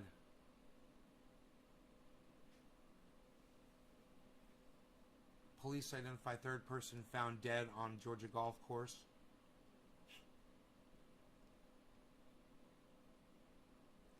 Microsoft issues urgent security warning. Update your PC immediately. Trump is suing Mark Zuckerberg and Jack from Twitter. What?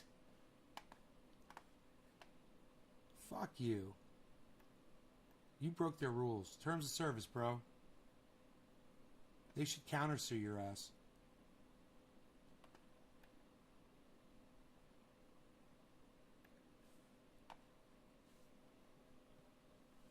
Microsoft is urging Windows users to immediately install an update after security researchers found a serious vulnerability in the operating system. The security flaw, known as Print Nightmare, affects the Windows Print Spooler device.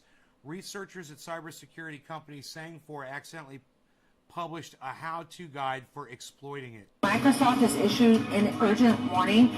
It wants... God, shut up, you stupid fucking computer. Oh my God.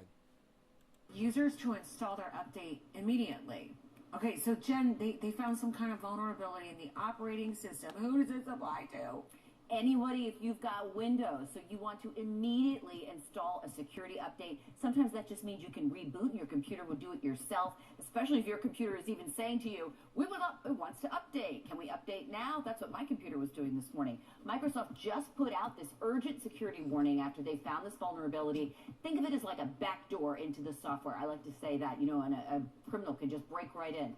This one is called Print Nightmare.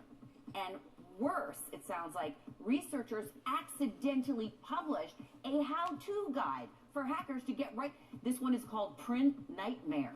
And into the software, I like to say that, door into the software. Think of it as like a backdoor into the software. I like to say that, and a criminal can just think of it as like a backdoor into the software. I like to say that, think of it as like a backdoor into the software. I like to say that, think of it as like a backdoor into the software. I like to say that, think of it as like a backdoor into the software. I like to say that. Think of it as like a backdoor. Think of it as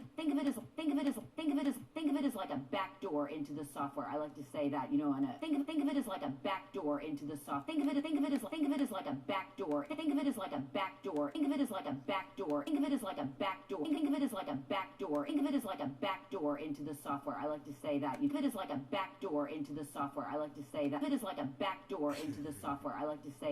a backdoor into the software. I like to say that. It is like a backdoor into the software. I like to say that. It is like a backdoor into the software.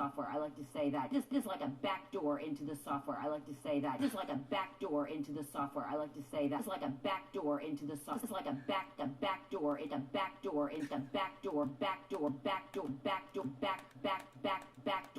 backdoor, it backdoor into the software. I like to say that the software. I like to say that software. I like to say that. I like to say that. You know, and a criminal could just break right in. This one is called Print Nightmare, and worse, it sounds like researchers accidentally published a how-to guide for hackers to get right through that back door. That means they could take over your PC and do She some likes to say serious that. damage. Right through that back door. Get right through that back door. Get right through that back door. Get right through that back door. To get right through that back door. To get right through that back door. To get right through that back door. To guide for hackers to get right through that back door. Guide for hackers to get right through that back door. For hackers to get right through that back door. For hackers to get right through that back door. For hackers to get right through that back door. Right through that back door. Right through that back door. Right through that back door. That means they could take over your. To get right through that back door. I need a fucking bong rip. This is so fun. I'm having so much fun right now. Windows 10 Cheers. and Windows 7.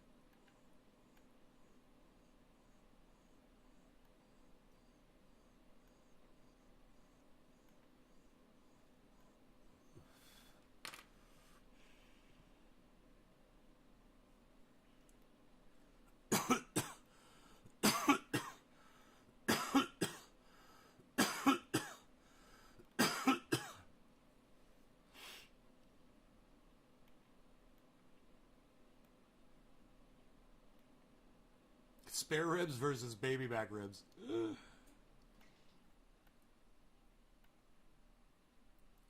Moment of clarity with Lee Camp and Aaron Mate. I love them both. What do you guys say? Full screen? Hey everybody, welcome. Welcome to Moment of Clarity. Please take a second to share this and click the thumbs up and all that good stuff. Got a great show for you today, and I think you know that, so thanks for being here. I appreciate it. For those of you guys who don't know, this is Lee Camp, Government Secrets with Graham Elwood. Lee Camp, redacted tonight. Russian TV, Lee Camp, stand-up comic, friend of this show's. We've interviewed him, and he's told me he'd come back on if I want to have him. I'm also live on Rockfin, rockfin.com/LeeCamp. Oh, and if you donate in the Super Chat or any of that, all of that goes to people who are struggling. We give it all away. So if you donate in the Super Chat, if you donate on Venmo at Lee Camp, or if you donate on Rockfin, all of that goes to people who are struggling, people who need a leg up. And if that's you, you can email commoncensored@protonmail.com. Wait. So for those Wait. Let me ask Bill. Hey, Billy, is it okay if I play Lee Camp, bro? donations, thank you. All right, well, let's get into it. He probably doesn't need much of an introduction because you guys know him. He does great independent journalism. I've referenced his work endlessly on Redacted Tonight and on Moment of Clarity and whatever platforms. And yeah, there's a lot of new stuff to talk about. So I love you, bro. Aaron I love Mate. you. You know that. Hey, man. Hey, Lee. Hey, Aaron. Thanks for being here. I appreciate it. Aaron. Hey, you mentioned journalism. I'm almost forgetting what that is. No shit, right? It's just Twitter spats, right? I have spent an ungodly amount of time. I can make it look like I'm there with them. Media spats, but that'd be funny. I mean, well, at times you're doing videos and you're actually breaking it down, and that is very important. But at other times when you're literally dealing with assholes on Twitter, I'm like, thank God for Aaron. He's doing the Lord's work. The Lord's work. I don't know about that. I don't know about that. So, if I meet the Lord one day, if there is a Dude, Lord, I'm so happy to be listening to both of these guys talk to each other because I love them both. This is fucking 7 great. hours out of a day fighting with people on Twitter. I Thank don't you know for if arguing with Ryan Grimm on Twitter. Yeah, maybe. Look at how real. Look at the T-shirt Aaron's wearing. I love this. The Young Turks thing kind of out of the way. I mean, Dude, look at what Aaron Mate is wearing. This loose fucking T-shirt, so laid back. He's got fucking like magazines behind him, a little magazine holder. It's so fucking funny. I love this shit. He's got a little desk behind him. And I know I haven't spoken to you since it started. It's been a while. Wasn't it funny that the guy was like, put some books behind... Excuse me, guys. I don't know what the fuck's going on inside here. Put some books behind you. Top of the hour. Cheers. Put some books behind you in your podcast. I'm like, dude, I love when people like Aaron Mate put the books that they read behind them so I can see the kind of books that they read. It's very intriguing to me. I'm always checking to see what kind of books everybody's reading. There's nothing wrong with that at all. But since we chatted, but I don't. For the middle-aged McCarthyites, I don't refer to them as Young Turks. I call them actually the middle-aged McCarthyites. Middle-aged McCarthyites. Yeah, Nice. They got to get rid of the young at some point. Yeah, they're middle-aged. They got to get rid of the young at some point. They're oldies. Very true. Very true. They're getting up in the years. Once they went all in for Russiagate, the McCarthyism it's always right behind. It's always in the wings. Exactly. Yes, it is. Yes, it is. I would. So actually, that's my first question. Is I was wondering if it seems so bizarre when Anna's first unhinged, fuck Aaron Mate and all that shit.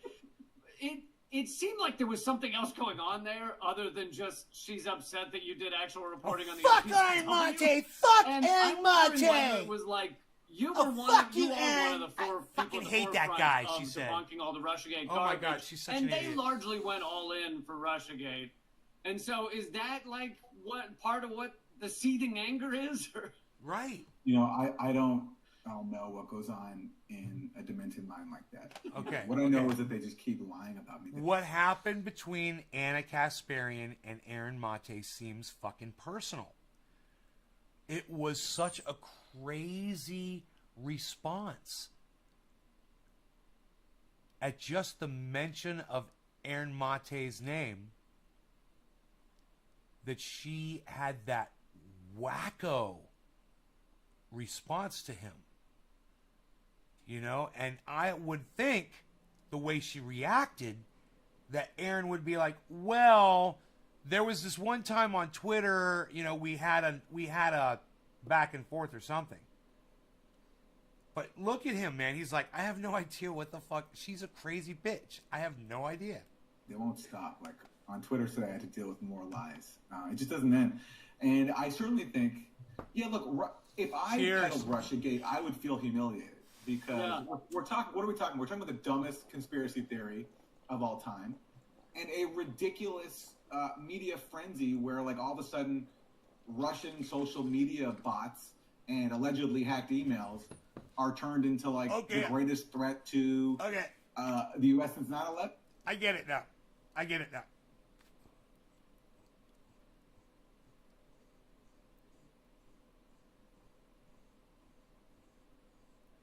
So the Young Turks jumped on the bullshit wagon with the whole Russiagate thing, while Aaron Mate investigated it, debunked it, and got a fucking journalism award for it. That's why Anna's dick is that big.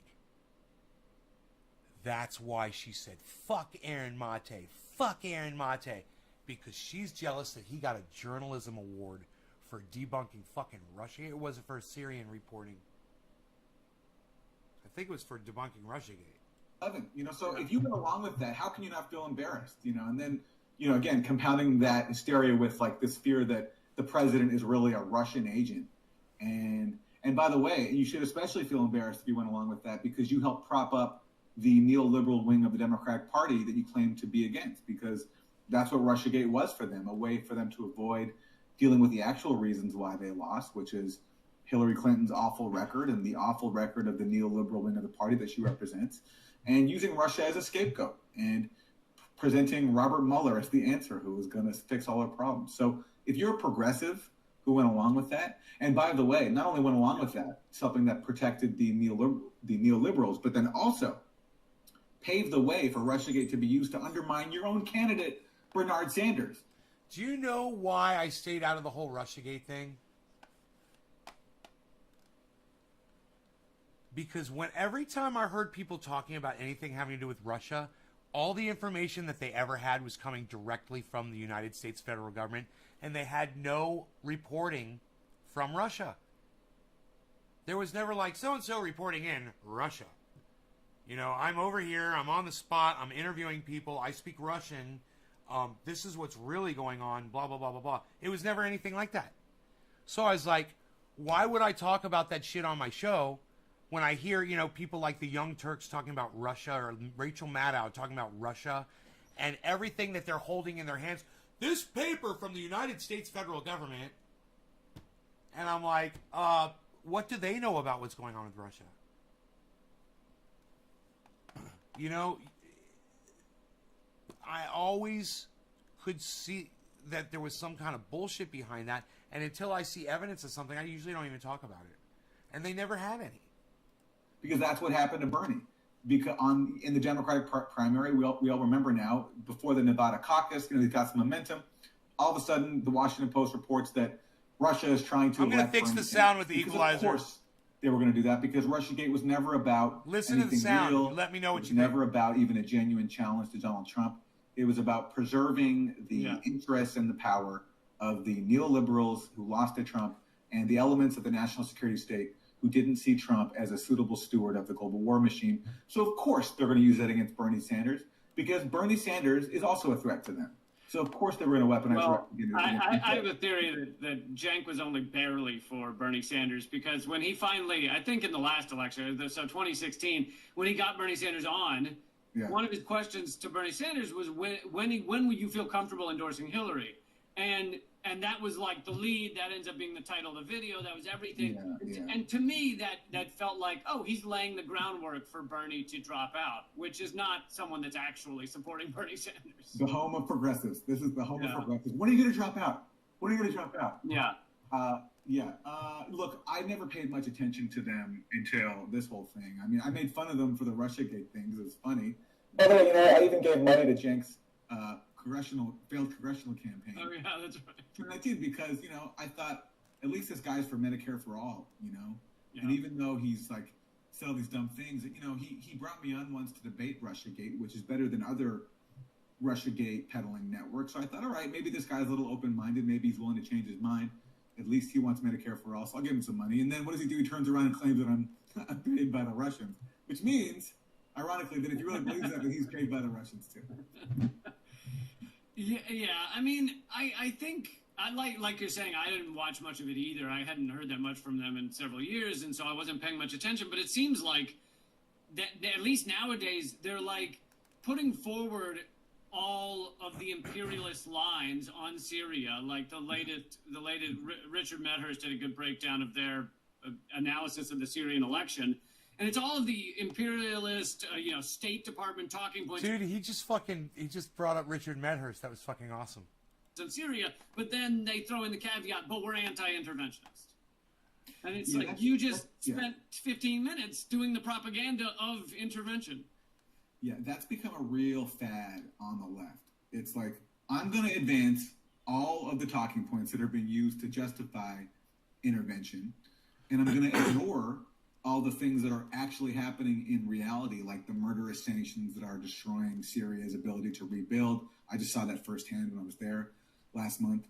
I'm going to ignore the 10-year dirty war, one of the most expensive covert operations in the CIA's history that armed fanatics from around the world, gave them anti-tank weapons, helped leave this country in ruins. I'm going to ignore all that and advance the talking points that are being used to justify ongoing sadism against Syria. But then, I'm going to spend 3 seconds claiming that I'm against intervention. It reminds me kind of, what? It's like when Trump was doing the Venezuela coup, right? And if you looked at the squad and like the progressive Democrats in Congress, what they were saying, they weren't even really condemning the coup. They were saying, AOC said she had to study it. She had to look into it. Well, she said, yeah. She said, siren. AOC famously said, "Come the cops." To caucus leadership. Everybody freaking out. Deferring to Trump because they went along with Trump. But also, to the extent they would be critical or offer something that would sound critical, they would say, I'm against U.S. military intervention. So in other words, I'm going to come out against something that is hypothetical, not even happening right now, and there's no threat really of the U.S. invading Venezuela, and I'm going to ignore what is actually happening, which is we are imposing murderous sanctions that are targeting the Venezuelan people, preventing it from importing basic goods that it needs to function as a society. And I'm going to also ignore that we're trying to impose this puppet, Juan Guaido, through a coup.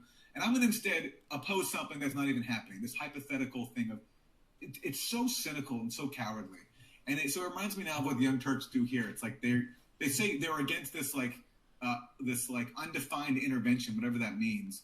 But they don't talk about what the actual intervention has been, which is a 10-year dirty war. And they don't talk about what's going on now, which is the murderous sanctions. So imagine doing a story about Syria, which is under the sound? a criminal blockade. People are really suffering. I saw just a glimpse of it firsthand recently. And instead of talking about that, trying to advance this talking point that, about how Syria is held the sham election, as if that's the issue. It's like a straw man. Look, I have no way to vouch for the credibility of Syria's elections. I'm not an election monitor.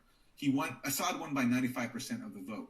If I had to bet, I'd bet that vote was rigged. But it's kind of like, first of all, it's not our business. And Medhurst had a good point, which the Young Turks and others were saying is like, well, the opposition areas weren't allowed to vote. And it's like, yeah, that's true, but who didn't allow them to vote? The opposition, the people running those areas. So it wasn't like Assad was like, I don't want that area to vote. It was like, Man, Lee's got so much high end. The U.S. end. is occupying a major part of Syria right now, so they can't vote there. Al-Qaeda is also occupying another major province of Idlib, so they can't vote there. The problem is both of their mics are so different. In Europe and in Lebanon, I wish I could switch between. I could probably switch. I could have an Aaron EQ and a Lee EQ. It'd be awesome. And in Lebanon, people went to go vote, and they got attacked by right-wing mobs. So, and regardless, it's not our business. Syria's system is not our business. Our business is our own system. Yeah. Do we want to claim that our elections are this beacon of democracy when just like Syria, basically we have the choice between who our rulers decide. In Syria, the candidates are selected, and Assad is the hereditary authoritarian ruler. In our country, who do we have to choose between? See, now it says Arn Mate right there. So we're no different. Arn Mate. And literally, now for Lee, and Jill Stein was literally arrested and chained to a chair in 2012 when she tried to attend the debate. So it's like that's what we do to people that are outside of those two parties. Yeah. And we have to judge. So then for Lee Talks, within its own context. When Lee Talks, we'll do this one for now. Under a Save has its own Lee history, Camp. which is different than ours. So you can't judge every single system equal. You can judge people in the context of their region. And compared to our allies in Egypt, Saudi Arabia, and Qatar, Syria so there's has a Lee lot more Camp, plurality right? in their political system. It's not even So close. we could call it a Lee there was Camp. a long time when Let's go back to dissent in Aaron's. Syria was very difficult and it was crushed. From what I was told when I was there, it's opened up a little. There's Aaron's And EQ. I haven't investigated enough to fully vouch for that, but that's what I was told by people who I trust. So every place has to be viewed in its own context. And again, if we care about authoritarianism in Syria, there's a really easy solution. We can end our own authoritarianism because no Syrian voted for the U.S. to flood their country with billions of dollars worth of weapons and let tens of thousands of fighters coming from around the world. And when that failed, no Syrian voted for these U.S. sanctions that are preventing them from importing food and medicine. So really, actually, and people may disagree with this, but I think it's not even close. The most extreme form of authoritarianism right now in Syria is the U.S. authoritarianism. Because in Syria, that's their own system. That's their own business. It's within their own borders. Our authoritarianism is so extreme that we've decided that we have the right to destroy a country thousands of miles away. And then when that fails, we're going to force their people to suffer. So now we'll go to Lee Camp. If you Camp. wanted to believe every propagandistic line about Assad or about elderly with sanctions. No, it doesn't. No. Yeah. And by the way, what is also undeniable, which I will not deny. So again, I cannot vouch for this 95% figure. Okay, I'm not an election. It's trying to open itself. This is Windows 10. But this is Windows 10. Every time the fucking video covers up my equalizer, it tries to reopen the equalizer just when I try to see it on that screen. It is so stupid. So I'm moving it off screen so you won't see the EQ anymore, but I'm going to make some more adjustments. It's going to be interesting. You'll hear me flipping EQs. I'm going to change Lee Camp's name to A. Lee Camp, so it's right by Aaron's name, so I can easily switch between them. It's undeniable that Assad has popular support. And you only cannot process that fact if you're a Western chauvinist who doesn't realize that Assad always had a strong base of support, even from the start of this whole thing. He protected the rights of Why does the religious EQ minorities. disappear every He time also I make stood a up for shift? Palestinians and was a symbol of The resistance. fuck, dude? That's fucked up. To in a region that is dominated by the U.S. and Israel. The region, whole a thing country with a lot of disappears when rich I just history and change pride. EQ. That means something. So Assad is the face of a government, and he's not just one person. He's the face of a state.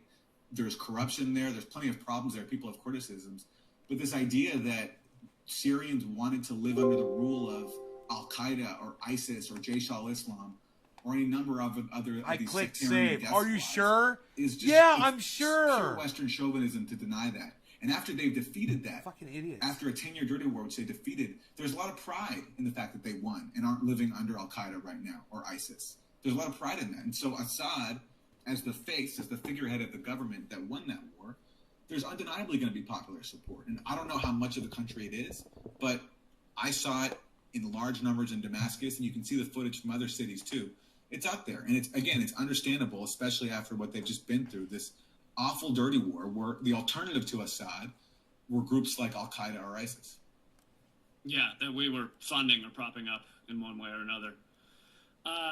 So let's move over to the OPCW and your what seems to be a fight with them, although you're really just revealing the truth.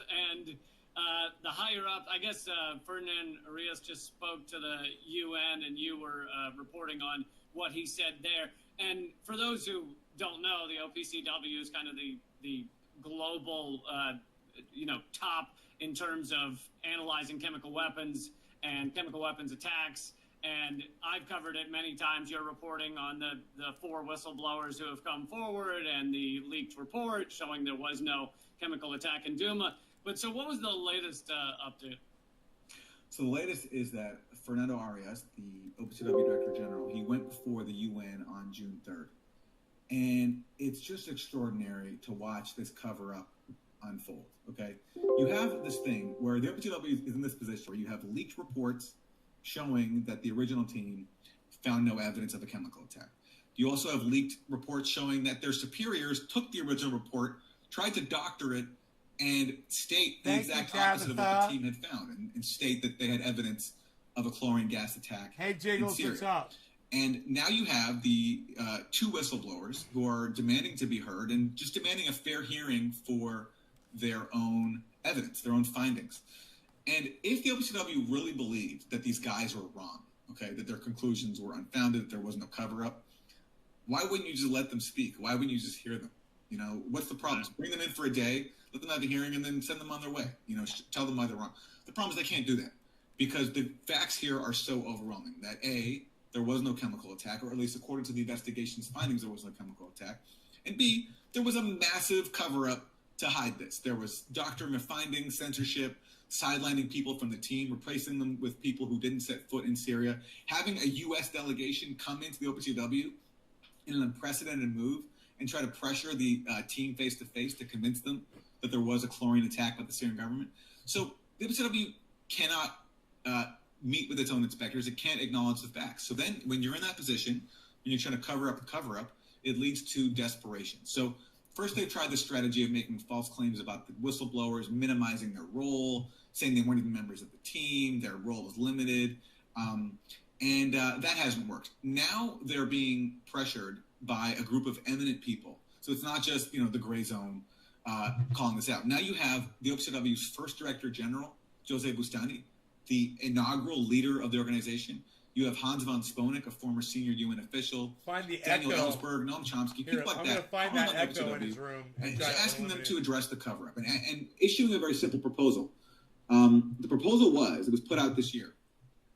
If you're so confident in your findings and your investigation, then why don't you let your own scientific advisory board, the OPCW's own scientific advisory board, let them weigh these suppressed findings and meet with the inspectors and see what they say, okay? But again, the OPCW can't do that. So now they have to come up with all these excuses as to why really, they can't do anything. So Arias came to the UN on June 3rd, and it was this prolonged effort to try to claim that he somehow doesn't have the authority to let basic scientific transparency happen. So He invented basically all these new excuses. He said that the Scientific Advisory Board has no authority to reassess the work of a fact-finding mission, which is not true. I show the regulations in my new report for the Gray Zone, which says that in fact the Scientific Advisory Board can convene working groups to look at specific issues. And what's a more important specific issue than the most internally contested issue in the OPCW's history? So that. All right, guys, I'm going to cut this one. I love you all. Thank you so much for watching. I will see you guys on the next one. This maybe around 4:20 today, my time. So in about 4 or 5 hours, something like that. Love y'all. Take care of yourselves. Be safe. Enjoy the days. And I'll see you over there on Twitter, man. I'll be tweeting in between the shows. So I'll look for you on my 5 channels over there. It's easy to find my 5 channels. Just find my tweets where I tweet to all 5 of my other channels. Then you can follow all 5 of them. All right. Love you guys. Esteban! Bye, guys. I love y'all. It's my 14 solid viewers.